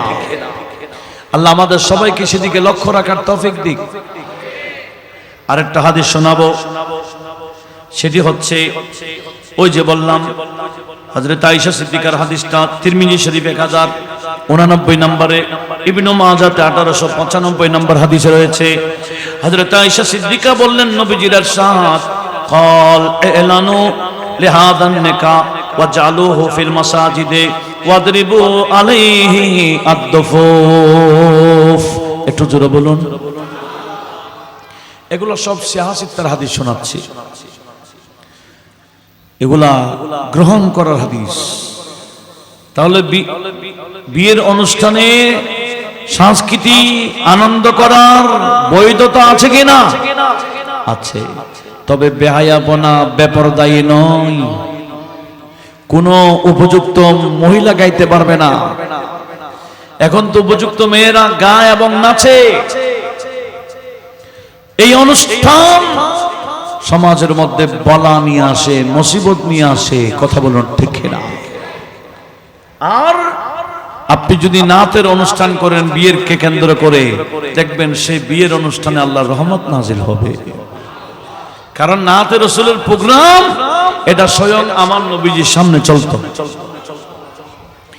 এমনকি আমার নবীজি হযরত হাসান বিন সাবিত সহ যারা নবীজির সামনে নাত শরীফ পড়তেন, ওনাদের জন্য মসজিদে নববীতে আলাদা মিম্বর বানিয়ে দিয়েছিলেন। নবীজি এক মিম্বরে বসতেন, আর এক মিম্বরে শায়েরদেরকে উঠাই দিতেন। আর হাসান বিন সাবিত নবীর সামনে নাত পড়তেন। কাব্যে জোহার নাত পড়তেন, নবীজির চাচা হযরত আব্বাস নাত শরীফ পড়তেন, সিদ্দিক আকবরও পড়তেন, ফারুক আজমে পড়তেন, উসমান সুন্নুরাইন পড়তেন, মাওলা আলী শের খুদা পড়তেন। এভাবে 34 জন সাহাবী রাসূল ছিলেন যারা নবীজির শানে নাত লেখে লেখে নবীজির শানে পাঠ করতেন। আর আমার নবীজি অনেক সময় ইনাদেরকে উপহারও দিতেন। উচ্চ আওয়াজে বলুন। এমনকি হযরত হাসান বিন সাবিত নবীজির শান যখন গাইতেন, আমার নবীজি খুশি হয়ে হাসান বিন সাবিতের জন্য দোয়া করে দিতেন, আল্লাহুম্মা আইয়িদিল হাসানা বিরূহিল কুদসি। আয় আল্লাহ, জিবরিল আমিনের মাধ্যমে হাসান বিন সাবিতকে তুমি সহযোগিতা করো, সাহায্য করো। উচ্চ আওয়াজে বলুন। তাহলে বিয়ের অনুষ্ঠান থেকে ব্যান্ড শো বাদ। রাজি আছেন? ডিজে রাখবেন? হ্যাঁ, ডিজে বাদ বলেন। ডিজে, প্যাকাশ, ব্যান্ড শো, নারী পুরুষ নাচা, বেহায়াপনা, বেপরদায়ী, বৈরাত খাওয়া, ফুল ফার্নিচার, এগুলো সব বাদ। বিয়েকে সহজ করেন, বিয়েকে সহজ করেন। আর যিনি বিয়ে করবেন, আমি সেই কথাটার হাদিসটা শোনাইতে চাইছিলাম। আসুন হাদিসটা শোনাই দিই। এই হাদিসটা বুখারী শরীফ 5171 নম্বর হাদিস, মুসলিম শরীফে 3576 নম্বর হাদিস, আবু দাউদ শরীফের মধ্যে 3743 নম্বর হাদিস। সেটি হচ্ছে হযরতে আনাস বিন মালিক বলেন, রাআইতুন নবিয়্য সাল্লাল্লাহু আলাইহি ওয়াসাল্লাম আওলামা আলা আহাদিন মিন নিসাইহি মা লাম আরা আলা যাইন মা আওলামা আলা যাইনাবা আওলামা বিশাতিন। জোরে বলুন। আমার নবীজি যে স্ত্রীদেরকে বিয়ে করেছেন, নবীজির স্ত্রীকে বিয়ে করার সময় নবীজির বিয়েকে কেন্দ্র করে ব্যান্ড শো হয়েছিল কি? ডিজে হয়েছিল কি? প্যাকেজ হয়েছিল কি? এরকম কোন অনুষ্ঠান হয় নাই। আমার নবীজি বিয়ে করে এনে ইনাদের সাথে লাইলাতুল জোফাফ শেষ করে, বাসর রাত যেটাকে বলা হয়, এটাকে শেষ করার পরে নবীজি সাহাবায়ে কেরামকে খাওয়াই দিতেন কুশিয়ে। এটার নাম ওলিমা। আমার নবীজি অনুষ্ঠান করেছেন কি? ওলিমার মধ্যে কি খাবার? এখন তো বউভাতের মধ্যে বড় বড় পিস লাগবে, দেশি মুরগির বড় বড় পিস লাগবে। কিসের? মাছের। কথা বলুন ঠিক কিনা? আমার নবীজি ওলিমা খাওয়াইছিলেন হাইসা নামক খাবার, পায়েস জাতীয় খাবার, তরকারি দিয়ে রুটি। এইভাবে আমার নবীজির স্ত্রীদের ওলিমা খাওয়াইছিলেন। কিন্তু হযরতে আনাস বলতেছেন, এক স্ত্রীর খাবারের মধ্যে রুটি গোশত খাওয়াইছেন। কি উন্নত খানা! ওই বিয়েটা হলো হযরতে যায়েনবের বিয়েতে। হযরতে যায়েনবের বিয়ের মধ্যে নবীজি ওলিমা খাওয়াইছিলেন, ছাগল জবে করে সাহাবীদেরকে রুটি গোশত খাওয়াইছিলেন। কেন? কারণ হযরতে যায়েনবের বিয়েটা স্বয়ং আমার আল্লাহ পড়াইছেন। এই বিয়েকে কেন্দ্র করে আমার আল্লাহ কোরআনে পাকের আয়াত নাযিল করেছেন। সূরাতু আহজাব আয়াত নম্বর 36। কত? আজকে গিয়ে পারলে দেখে নিয়েন। আমার আল্লাহ বলেন, ফালাম্মা কাদা যায়েদুন মিনহা ওয়াতারা যাওয়াজনাকাহা। হযরতে যায়েদের স্ত্রী ছিলেন যায়েনব। যায়েদের সাথে মিল হয় নাই, দিল তালাক। ইনার ইদ্দত যখন শেষ, তালাক দেওয়ার পর 3 পিরিয়ড অপেক্ষা করতে হয়।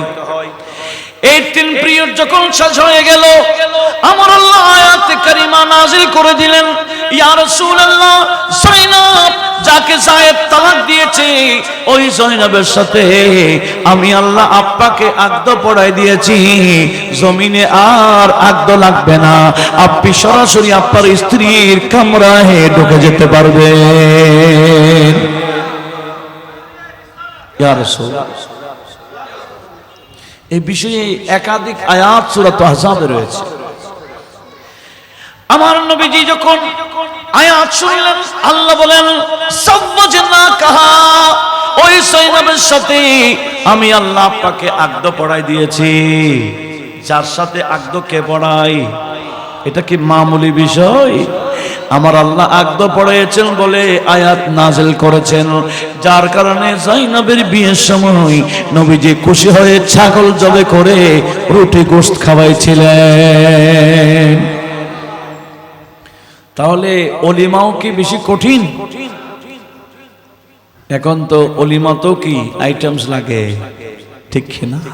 এই আইটেম বাদ দেন, মেজবানে খাওয়াই দেন, আরো মজার খানা। এটা সহজ, একটা গরু দিয়ে অনেক খাওয়াইতে পারে, ঠিক না? এর আইটেম বাদ দেন, সমাজের মধ্যে শান্তি প্রতিষ্ঠা করেন। যত বেজাল সব বিয়ের খানায়, এদিকে খাই আসে, এদিকে পেট ফুলে যায়। আমি কি অবাস্তব বলছি না বাস্তব? কারণ আমাদের বাবরসি ভাইয়েরাও এমন এমন জিনিস ওখানে দেয় মজা করার জন্য। গ্যাস্ট্রিক, আলসার, ক্যান্সার সব ওখানেই হয়, সব ভেজাল।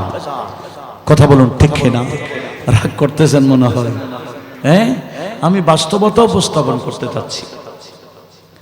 এই বাস্তবতার ওয়াজগুলো গ্রহণ করার দরকার আছে কিনা? তাহলে অলিমা খাওয়াইছেন বেশিতে কি দিয়ে? ছাগল দিয়ে। তাহলে যারা বিয়ে করবে, এই যারা বিয়ে করবে এরকম যুবক একটা ছাগল দিয়েই চাইলে অলিমা খাওয়াইতে পারে কি পারে না? সহজ না কঠিন? সহজ।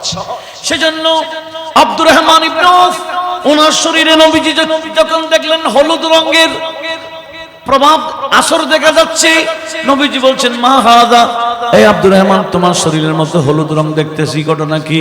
আতাজাওয়াজতা, তুমি কি শাদী করছো? হুজুর হ্যাঁ শাদী তো করছি। নবীজি বলছেন শাদী যখন করেছো আউলিম ওয়ালাউ কানা বিশাতিন, তুমি এবার অলিমা খাওয়াই দাও, যদিও বা একটা ছাগল হয়, একটা ছাগল দিয়ে হলো অলিমা খাওয়াই দাও।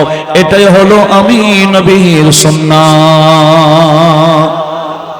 বিয়ের মধ্যে যে খাবার, ওই খাবারের নাম কি? সবাই বলেন। দুইজন বলছেন, তিনজন বলছেন, সবাইকে বলতে হবে এটার নাম কি? আরো জোরে, জোরসে বলেন। এটা মুখস্থ করার দরকার আছে কিনা? বৈরাত খাওয়া বাদ দেন, বাদ দেন, বৈরাত ফেলে দেন। এটা জুলুম। অনেকদিন করেছেন, অনেকদিন খাইছেন, আর খাইয়েন না। চাইলে প্রতিষ্ঠা করা যাবে কিনা? আগামী যে বিয়ে হবে, জয় ফরদ যারা করতে যাবেন, বলবেন আমাদের সমাজে কোনো বৈরাত প্রথা চলবে না, আমাদের সমাজে আমরা অলিমা খাবো। তাও কতটুকু? ওই বরের সামর্থ্য অনুযায়ী। একটু জোরে বলুন না সুবহানাল্লাহ। ঠিক আছে? তাহলে যদি এগুলা আমল করা যায়, এই মাহফিলগুলা যথাযথ, মাহফিলের উদ্দেশ্য যথাযথ হবে, মাহফিলের সার্থকতা হবে। এই মাহফিলের উপর আল্লাহ এবং রাসূল খুশি হবেন, দুনিয়া আখিরাতে নাজাত পাবেন। দরকার আছে কিনা? আসুন। ওই যে বললেন, আমার নবীজি বললেন, এখানে একটা ব্যাপার আছে। বুখারী শরীফ, এটা বুখারী এবং মুসলিম মুত্তাফাক আল হাদিস, সহিহ হাদিসের মধ্যে শ্রেষ্ঠ হাদিস। সহিহ হাদিসের মধ্যে 7টি স্তর আছে, একেবারে উপরের তবকার হাদিস। হাদিসটা শুনি। আমার নবীজি বলছেন মান দুইয়া ইলা ওয়ালিমা ফালিয়াতিহা, তোমাদের মধ্যে কাউকে বিয়ের অলিমাতে দাওয়াত দিলে তোমরা কি করিও না, এটাকে ক্যান্সেল করিও না, এটাতে আসিও। অলিমার দাওয়াত দিলে তোমরা গ্রহণ করিও। জোরে বলুন। নবীজি বললেন শাররুত তুআমি, এটাও মুত্তাফাক আলাইহি হাদিস, বুখারী মুসলিমের হাদিস। বুখারীতে 5172, মুসলিমে 3595। নবীজি বললেন, এইটা একটু লক্ষ্য করুন, মনোযোগ আছে কিনা বলেন? মনোযোগ আছে? একটু সবার মনোযোগ না থাকলে হাদিসটা শুনবো, আমি বলবো না। দেখি মনের মধ্যে সমস্যা থাকলে একটু রিফ্রেশ মারতে হবে। সেটা কিভাবে মারবেন? বড় আওয়াজে দরুদ শরীফ পড়ার মাধ্যমে। আল্লাহুম্মা সাল্লি আলা সাইয়্যিদিনা মুহাম্মদ মাওলানা মুহাম্মদ। আল্লাহুম্মা জোরে নবীনা শফীअना। क्या करो तारीफ सरदार जहां की शान की, क्या करो तारीफ सरदार जहां की शान की। हजरत जिब्रील नमी है जब के दर बने रसूल। अल्लाहुम्मा जुरे नबीना शफीअना। सामने हजरत हो मेरे और मेरी जान जाए, सामने हजरत हो मेरे और मेरी जान जाए। रूसी अव्वल ही से हूँ या रब में कुर्बाने रसूल। अल्लाहुम्मा सय्यिदिना मुहम्मद नबीना शफीअना। এবার মনে আছে, কারণ খুব কঠিন একটা কথা আসতেছে, সেজন্য মন দেওয়ার জন্য আমি এটা করলাম। এবার হাদিসটা শোনাই। নবীজি বললেন শাররুত তুআমি তুআমুল ওয়ালিমা। একেবারে নিকৃষ্ট খাবার ওয়ালিমার খাবার, বিয়ের খাবার। কোন খাবার? يدعى إليها الأغنياء ويمنعها الفقراء। যে খাবারের মধ্যে ধনীদেরকে দাওয়াত দেওয়া হয়, গরিবদেরকে বঞ্চিত করা হয়। ওলিমার খাওয়াতে কারা যায়? সব কারওয়ালা আছে, ঠিক নেই? রিকশাওয়ালা নাই বলেন না, টমটমওয়ালা নাই, ব্যাটারিওয়ালা, এদেরকে দাওয়াত দেয় না। দেখ কাদেরকে? গাড়িওয়ালা, বাড়িওয়ালা, আরোওয়ালা, টাকাওয়ালা, পয়সাওয়ালা, বিল্ডিংওয়ালা, এইওয়ালা সেওয়ালা, এদেরকে বিয়েতে দাওয়াত দেয়। আমার নবীজি বলেন ওই খাবার একেবারে পচা খাবার, নিকৃষ্ট খাবার, একেবারে ফালতু খাবার। কোন খাবার? যে ওলিমাতে ধনীদেরকে দাওয়াত দেওয়া হয়েছে, গরিবদেরকে মাহরুম করা হয়েছে। সেজন্য বললাম ওলিমার মধ্যে মেজবানি খাওয়াই দেন, ধনী গরিব সেম সেম। কথা বলুন ঠিক কিনা? মেজবানি খাওয়াই দেন। মেজবানি খাবার খাওয়াইলে বলে না স্পেশাল কোনো খাবার নাই, এখানে ধনী গরিব কি একই টেবিলে খাওয়াইতে হবে। আমার নবীজি বলেন এটাই উত্তম খাবার। একটু চেঞ্জিং এর দরকার আছে না? আচ্ছা, অনেকদিন পচা খাবার খাইছি, না জেনে খাইছেন, আল্লাহ মাফ করবে, ঠিক কিনা? এখন থেকে ওই অলিমাতে যাবেন না যে অলিমাতে যেখানে শুধু ধনীদেরকে দাওয়াত দেওয়া হয়, গরিবদের খবর নাই। এমন এমন হোটেলে অলিমার খাবারের ব্যবস্থা করা হয় যেগুলার গরিবরা চিনেও না, ঠিক কিনা? এখানে কাছে মিশেও যাইতে পারবে না, এর গাড়ি ছাড়া সেখানে ঢুকতে পারে না। এগুলো বাদ দেন। বদিন খাইছেন আর খাইয়েন না, দরকার আছে কিনা? যদি এরকম এই ওয়াজ আমল করতে পারেন, দেখবেন জান্নাতের খাবার আমাদের জন্য রেডি হচ্ছে। বলেন ইনশাআল্লাহ। এটাই হলো নবীজির সুন্নাহ কায়েম করা।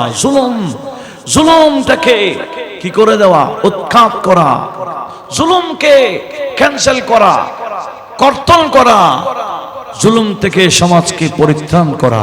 কথা বলুন ঠিক কিনা? আল্লাহ সবাইকে আমল করার তৌফিক দিক। তাহলে হাদিসে পাকে যে বিষয়গুলো চলছে এগুলো আছে কিনা বর্তমানে? আছে, অবশ্যই আছে। সেজন্য আমাদের উচিত এই খামার, পচা খামার থেকে আমরা যাতে দূরে আসি, দূরে সরে যাই। তাহলে বিয়েকে কেন্দ্র করে যে কুসংস্কার চলছে সব আলোচনা হচ্ছে কি না? হচ্ছে না? বিয়ে শাদীকে কেন্দ্র করে অনেক সময় নামাজও বাদ দিয়ে ফেলে। কোন দিকে নামাজের সময় হয়, কোন দিকে যায় খবর রাখে না। কি বিয়ের জন্য কি নামাজ মাপ? না। কোথাও গেলে নামাজ পড়ে যাবেন, খাইতে গেলে নামাজ পড়ে খাবেন, তবে বৈরাত না খাওয়ার চেষ্টা করেন। কথা বলুন ঠিক না? বৈরাতে দাওয়াত দিলে আজ থেকে খাবো না, বলে এটা জুলুমের খাবার খাবো না, না খাইলে কি আপনি উপবাস থাকবেন? বিয়ের অনুষ্ঠানে ফ্যামিলি সহ যাবেন না, যেখানে ব্যান্ড হয়, যেখানে কি হয় প্যাকেজ হয়, যেখানে বেহায়াপনা হয়, এরকম অনুষ্ঠানে চাঁদাও দিবেন না, এরকম অনুষ্ঠানে সাহায্য করিয়েন না। আমাদের সমাজে এমনও বাবা আছে যে বাবারা মানুষের ধারে ধারে গিয়ে মেয়ের বিয়ে বলে চাঁদা উঠায়, কিন্তু ওই মেয়ের বিয়েতে ব্যান্ড লাগাই দেয়। আছে না নাই? আগে যাচাই করবে, বিয়েতে ব্যান্ড হবে, প্যাকেজ হবে, তাহলে টাকা দিব না। কেন? তুমি আমার টাকা নিয়ে গুনাহের কাজ করবে, ওই গুনার বাগে আমি হওয়ার দরকার নেই। কথা বলুন। সমাজের মানুষ যদি ঐক্যবদ্ধ হয়ে যায়, আমাদের কোন বিয়ের অনুষ্ঠানে ব্যান্ড হইতে পারবে না। ওই সমাজে ব্যান্ড হওয়ার কোন সুযোগ আছে নাকি? সমাজের মানুষ যদি ঐক্যবদ্ধ হয়ে যায়, আমাদের এই এলাকার কোন বিয়ে শাদীর অনুষ্ঠানের মধ্যে বৈরত খাওয়া প্রথা বন্ধ হয়ে যাবে। খাবো না আমরা বৈরত খাবো না, ওলিমা খাবো। ওই সমাজে চাইলে নবীজির সুন্নাহ প্রতিষ্ঠা করতে পারে। কথা বলুন ঠিক না? এটা সমাজের মানুষের উপর নির্ভর। চাইলে পারে কিনা, আর না চাইলে পারবে না। কিন্তু পদক্ষেপ নিতে হবে। যারা এই পদক্ষেপ নেবেন, কিয়ামত পর্যন্ত আপনারা সওয়াব পাবেন, কবরে গেলেও সওয়াব পাবেন। যদি বৈরাত অফ করে দিতে পারেন, ফার্নিচার অফ করে দিতে পারেন, নতুবা এই যে পটিয়াতে যে ঘটনা ঘটেছে, ওই মেয়ে অসহায়, কেন এতদিন তার সাথে সম্পর্ক, তার কারণে মা বাবাকেও জুলুমে শিকার করতে হয়েছে। সে আর বলবে কি আমি আমার মা বাবা কি উত্তর দিব, তার কারণে আমার এই অবস্থা, আমি একটু জায়গা। ঠিক কিনা? তো ওই মেয়ে তো অল্প বয়স বিদায় এটা বুঝছে না, এটা তো কত বড় মারাত্মক। নিজেকে নিজে হত্যা করা, আত্মহত্যা, মহাপাপ। ঠিক কিনা? সে অপরাধ হয়ে করেছে, আল্লাহ চাইলে মাফ করতে পারে। তাহলে একটা ঘটনাকে কেন্দ্র করে গোটা এলাকায় এই যৌতুক প্রথা বন্ধ করার সুযোগ আছে কিনা বলেন? যে বিয়ের মধ্যে যৌতুক নেবে, ওই বিয়েতে আমরা যাব না, ওই জয়ফরদাতে আমরা যাব না। কেন? আমাদের উপস্থিতিতে যৌতুক প্রতিষ্ঠা যদি করে, ওই বৈঠকে আমিও ছিলাম বিদায় আমিও একে গুনাহগারী হব। কথা বলুন ঠিক না? একই পাপিষ্ঠ আমিও হব, বিদায় ওই জয়ফরদাও যাওয়ার দরকার নেই। সমাজের সরদাররা একটু বৈঠক করুন। আমরা বিয়েকে সহজ করতে চাই, বিয়েকে সহজ করতে চাই, তাহলে সমাজের মানুষ পারবে। দেখবেন গরিব বাবার দোয়া আদি আপনারা পাবেন, আপনারা দুনিয়াতে রহমত পাবেন, আখিরাতে নাজাত পাবেন। এভাবে যদি আমরা শান্তি প্রতিষ্ঠা করতে পারি। অনেক বাবা কাঁদতেছে, অনেক মা কাঁদতেছে, কেন? মেয়ে উপযুক্ত আছে ঘরে, বিয়ে দেওয়ার সামর্থ্য নাই। অথচ ইসলাম ধর্মের মধ্যে মেয়েকে বিয়ে দেওয়ার মধ্যে কোনো খরচই নেই। মেয়েকে বিয়ে দেওয়ার মধ্যে কোনো খরচ, কিন্তু আমরা তো এমন চালু করেছি, মেয়ে বিয়ে করে আমরা বলি বিয়ে মানে টাকার বস্তা নিয়ে থিয়ে। ঠিক নি? এটা বাদ দেন, সহজ করেন। বিয়ে দেওয়াকেও সহজ করবেন, বিয়ে করাকেও সহজ করবেন। মাহার কত দিবেন? উনি যত পারে। কে? স্বামী। স্বামী যত পারে তত দিবেন, জুলুম করবেন না। এটা নিয়ে দর কষাকষি করবেন না, এটা জুলুম। এই দর কষাকষির মধ্যে যারাই করেন এরা জুলুম প্রতিষ্ঠা করছেন সমাজে। আল্লাহ এবং রাসূলের কাছে আপনাদের পাকড়াও হবে, জবাব দিতে পারবেন না। হতে পারে জাহান্নামে যাওয়ার জন্য এটা মারাত্মক ওসিলা হয়ে বসে থাকবে। আল্লাহ হেফাজত করুক, আমিন বলি আমিন। দরকার আছে কিনা?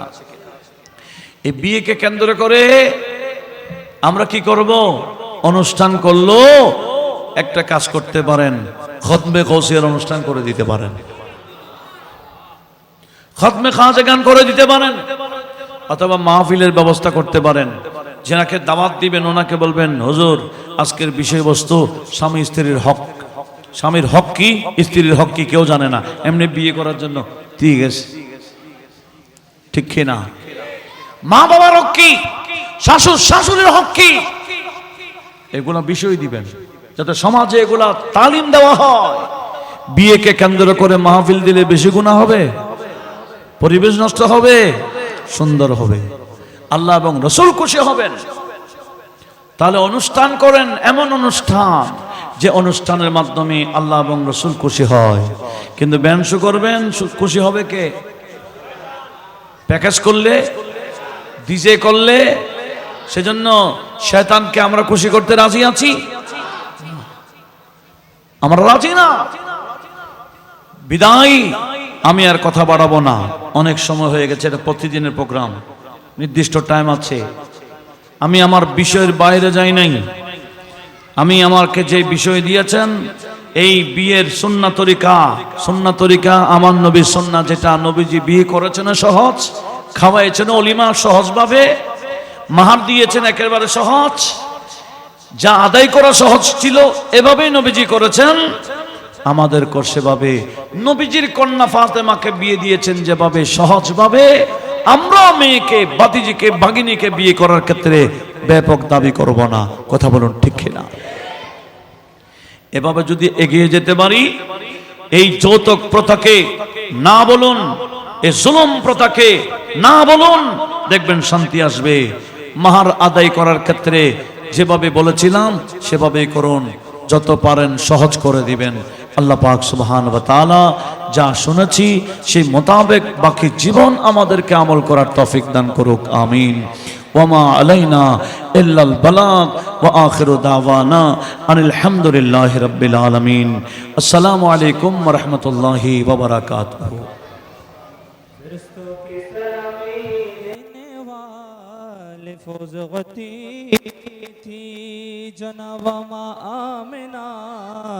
सुनती थी आवाज आती थी, या नबी सलाम अलैका, या रसूल सलाम अलैका, या हबीब सलाम अलैका, सल्लल्लाहु अलैका हबीबी सैयदी या रसूल अल्लाह वसल्लम अलैका या हबीब अल्लाह मेरे आका वास्ते अले नबी का सदक़े खैरुन्निसा का और शहीद करबला का गम न हो रोज़े जज़ा का, या नबी सलाम अलैका, या रसूल सलाम अलैका, या हबीब सलाम अलैका, सल्लल्लाहु अलैका। अपना रे तस्बीह माला जपते सिन अल्लाह ताला, जपते से फिरिश्ता खुदार जपते से उम्मत अपनार या नबी सलाम अलैका या रसूल सलाम अलैका या हबीब सलाम अलैका सल्लल्लाहु अलैका गौस आज़म इमाम मुत्तका वन्नुका गौस आज़म इमाम मुत्तका वन्नुका जलवाए शाने कुदरत पेला नाम शम्ए बज़ में हिदायत पेला को सला ख्वाजगान ख्वाजा गरीबे नवाज ख्वाजगान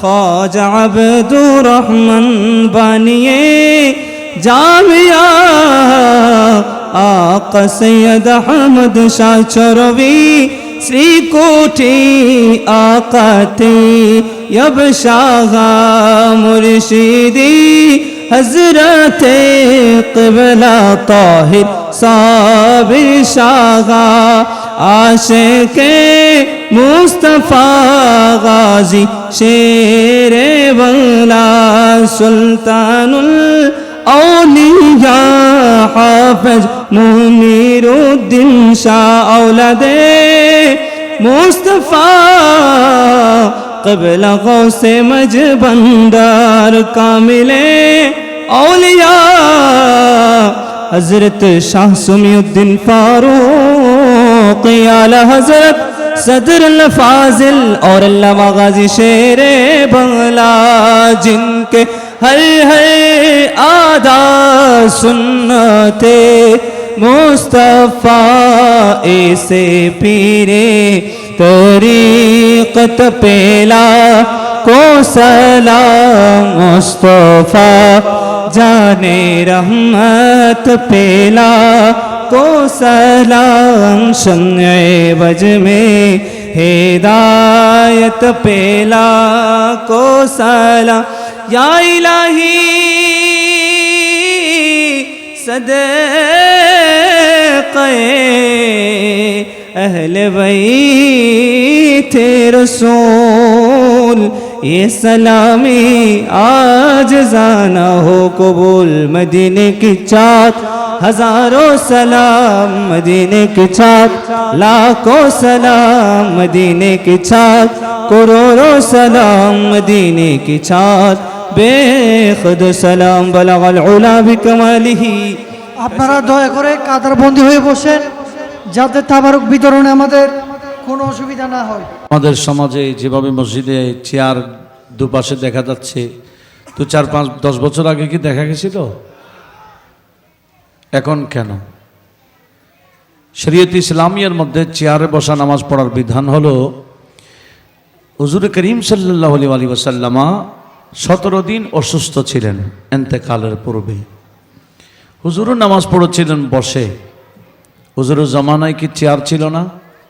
বলেন, টুল, খাট, এই উঁচু স্থান ছিল কি না? হুজুর এখানে বসে নামাজ পড়েন নাই। হুজুর 17 দিন বসে কিভাবে নামাজ পড়তে হয় প্র্যাকটিক্যাল শিখিয়েছেন, জমিনে বসে বসে। জমিনে কেউ দাঁড়িয়ে নামাজ পড়তে না পারলে উনি বসবেন কোথায়? জমিনে। আর জমিনে বসতে না পারলে তখন ওই ব্যক্তির জন্য চেয়ার। তাহলে আমি কি জমিনে বসতে পারি কি পারি না, যার জন্য নামাজ পড়ছি উনি জানবে না? সেদিকে লক্ষ্য রাখতে হবে। আল্লাহ সবাইকে সেদিকে লক্ষ্য রাখার তৌফিক দিক, আমিন বলেন। নবীজির নাম শুনে চুমু খাওয়া যাবে কিনা? নবীজির নামে চুমু খালে নিজের ফজিলত, নিজের লাভ। কি লাভ? আমার নবীজি বলেছেন, মান সামিয়া ইসমি ফিল আযান, যে আজানে আমার নাম শুনবে, তারপরে ওয়াকাব্বালা ইবহামাই হে, তার দুই ইবহাম বলা হয় বৃদ্ধাঙ্গুল, বৃদ্ধাঙ্গুলে চুমু খাবে, ওয়ামাসা আলা আইনাই হে, তার দুই চোখের মধ্যে মালিশ করবে। নবীজি বলছেন কুনতু লাহু শাফিয়া ইয়াউমাল কিয়ামা ওয়া ফি রাওয়ায়াতিন আনা তালিবুহু ফি সুফুফিল কিয়ামা ওয়া কায়েদুহু ইলাল জান্নাহ। আমি কিয়ামতের ময়দান থেকে ওই উম্মতকে বেছে বেছে নিয়ে জান্নাতে পাঠাবো। কিসের মাধ্যমে? সুপারিশের মাধ্যমে। তাহলে নবীজির সুপারিশের দরকার আছে কিনা? এক রাওয়ায়াতে আছে হাল্লাত লাহু শাফাতি, যা সিদ্দিক আকবর এরকম একদিন মসজিদে নববীর একটা খুঁটির মধ্যে হেলান দিয়ে বসা ছিলেন। হযরতে বেলাল যখন আজান দিচ্ছিলেন উনি বসে গেছেন, আর যখনই নবীজির নাম শুনেছেন উনি এরকম শাহাদাত আঙ্গুল দিয়ে চুমু খেয়ে চোখে মালিশ করেছেন। নবীজি দেখেছেন নামাজ আজান শেষ হওয়া পর্যন্ত কিছুই বলেন নাই। আজান শেষ, নবীজি বলছেন এ আমার সাহাবারা, কিয়ামত পর্যন্ত উম্মতেরা শোনো, মান ফাআলা মিথলা মা ফাআলা খলিলি, আমার এই বন্ধু আবু বকর যে কাজটা করেছে, আমার নাম শুনে আঙ্গুলে চুমু খেয়ে চোখে মালিশ করেছে, হাল্লাত লাহু শাফাআতি, তার জন্য সুপারিশ করা এটা আমি নবীর জন্য এক ধরনের ওয়াজিব হয়ে যাবে, সে আমার পক্ষ থেকে হকদার হয়ে যাবে। তাহলে বেশি কঠিন না সহজ? তাহলে বৃদ্ধ আঙ্গুলের কথা আছে, শাহাদাত আঙ্গুলের কথা আছে, সেজন্য আমরা দুইটাই একসাথে করি, যাতে দুটো হাদিসের উপর কি হয়ে যায়, আমল হয়ে যায়। আল্লাহ আমাদের আমল করার তৌফিক দেন। এটা নবীজির প্রতি ভালোবাসার প্রকাশ। আর যাদের অন্তরে নবীর মহব্বত নাই এরা কি করতে পারবে? আরে ভাই, এটা মহব্বতের বিষয়। মহব্বতের ঘাটতি থাকলে এটা করা আসবে না, আর মহব্বত থাকলে প্রকাশটা করে ফেলবে। আল্লাহ কবুল করুক। তাশাহুদ পড়ার সময় আঙ্গুল নড়াচড়া করা, ইদানিং এরকমও মুসল্লি দেখা যায় তাশাহুদ পড়ে আর এরকম এরকম মারে, আছে না? হাদিসে মাকে আছে, আমার নবীজি বলেছেন লা তুহাররিকুল আসাবে, শাহাদাতের সময় আঙ্গুল নড়াচড়া করবা না, ইশারা করবা। আরে ভাই, ইশারা একটা, হরকত আরেকটা। আমার ভাইরা হরকত করে, হরকত করতে নবীজি নিষেধ করেছেন। ইশারা কি? লা ইলাহা, এরকম ইশারা উপরে থাকবে, ইল্লাল্লাহ বললে নামায় ফেলা, অর্থাৎ মুখে যা বলে সেটা আঙ্গুল দিয়ে কি করে দেওয়া, ইশারাই বোঝাই দেওয়া। এটার নাম ইশারা। আর এটার নাম কি? হরকত। এটার নাম, নবীজি হরকত করতে নিষেধ করেছেন। আমার ভাইরা অনেকেই আধুনিক মুসল্লিরা কি মারে? হরকত মারে। আল্লাহ বোঝার তৌফিক দিক, আমিন বলেন না। আর বর্তমানে দাওয়াতুল খায়ের প্রোগ্রাম করা অতীব প্রয়োজন।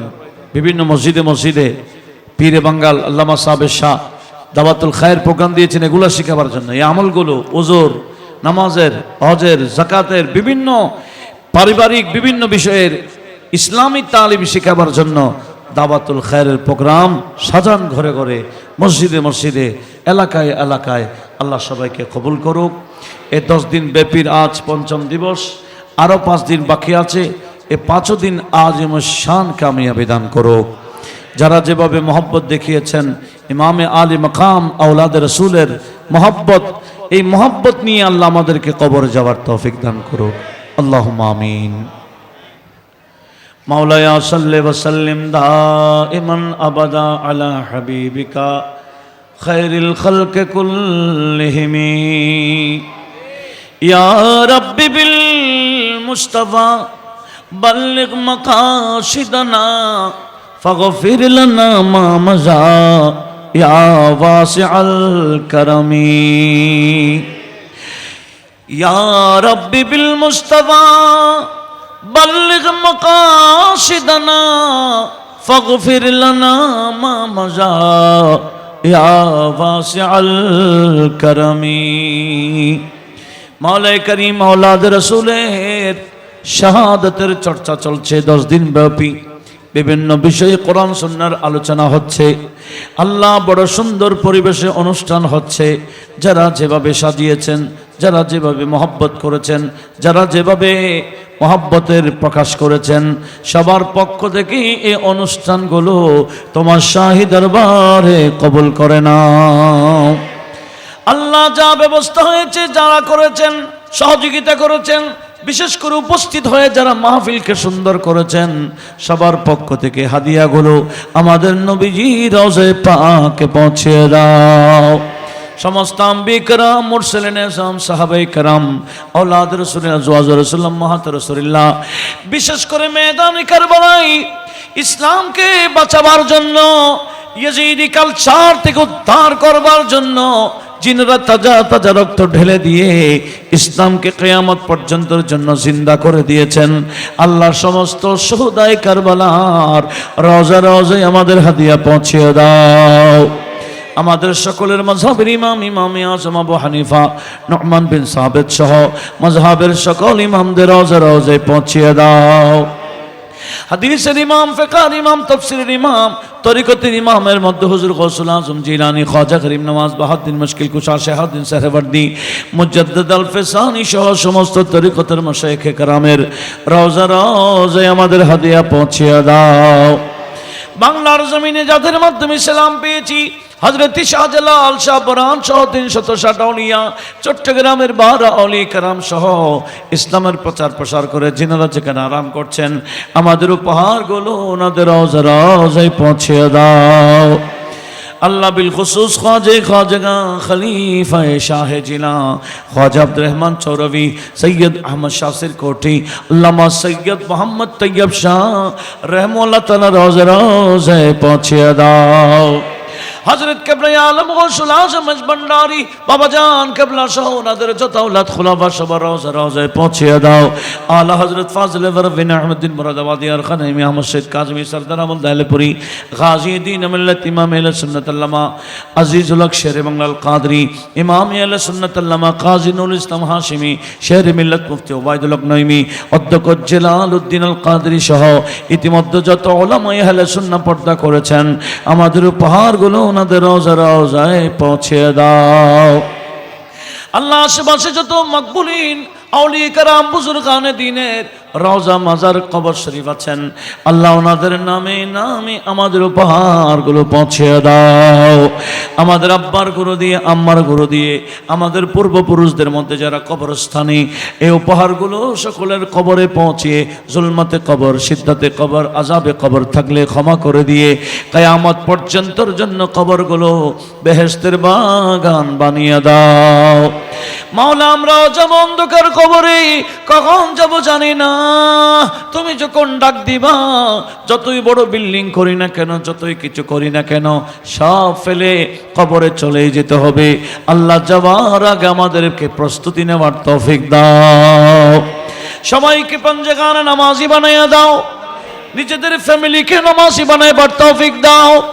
সবাইকে আপন আপন আত্মীয় স্বজনকে, পাড়া প্রতিবেশীকে সুন্নিয়তের উপর অটল রাখবার তৌফিক দাও। মওলা করিম, আল্লাহ না বুঝে অনেকে অসুন্নি হয়ে যাচ্ছে, আল্লাহ তুমি তাদেরকে হেদায়েত দান করো। আল্লাহ অনেকে অসুস্থ, আল্লাহ আমাদের আত্মীয় স্বজনের মধ্যে যারা অসুস্থ, অ্যাডভোকেট কোহিনুর এর আব্বা জানার জন্য দোয়া চেয়েছেন, পূর্ববার আবুল হোসেন, আল্লাহ উনিও দোয়া চেয়েছেন। এভাবে যাদের অন্তরে যে ফরিয়াদ, আওলাদে মুস্তাফাদের ওসিলায় আল্লাহ আমাদের মুরব্বী আত্মীয় স্বজনের মধ্যে যারা অসুস্থ তাদেরকে সুস্থ করে দাও।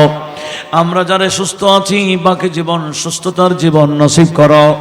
আওলাদ রাসূলের তাবাররুকগুলো আমাদের জন্য কুদরতি ওষুধ হিসেবে কবুল করো। আল্লাহ কার ভিতরে কি রোগ আছে কেউ জানি না, আল্লাহ কার ভিতরে কি রোগ বাসা বেঁধেছে জানি না। এই আওলাদ রাসূলের তাবাররুকগুলো ওষুধ বানিয়ে দাও, সব রোগ থেকে সেবা বানিয়ে দাও। মাওলা করিম, এই দুনিয়াতে শান্তি, আখিরাতে নাজাতের ব্যবস্থা করে দাও। যারা যেভাবে সহযোগিতা করেছেন, দুনিয়া আখিরাতে উত্তম বদলা দান করো। সাল্লাল্লাহু ওয়াসাল্লাম আলা নবিয়্যিল আমিন وعلى آله وأصحابه أجمعين واجعل آخر كلامنا عند سكرات الموت شهادة لا إله إلا الله محمد رسول الله সালাম আলাইকুম রাহমাতুল্লাহ।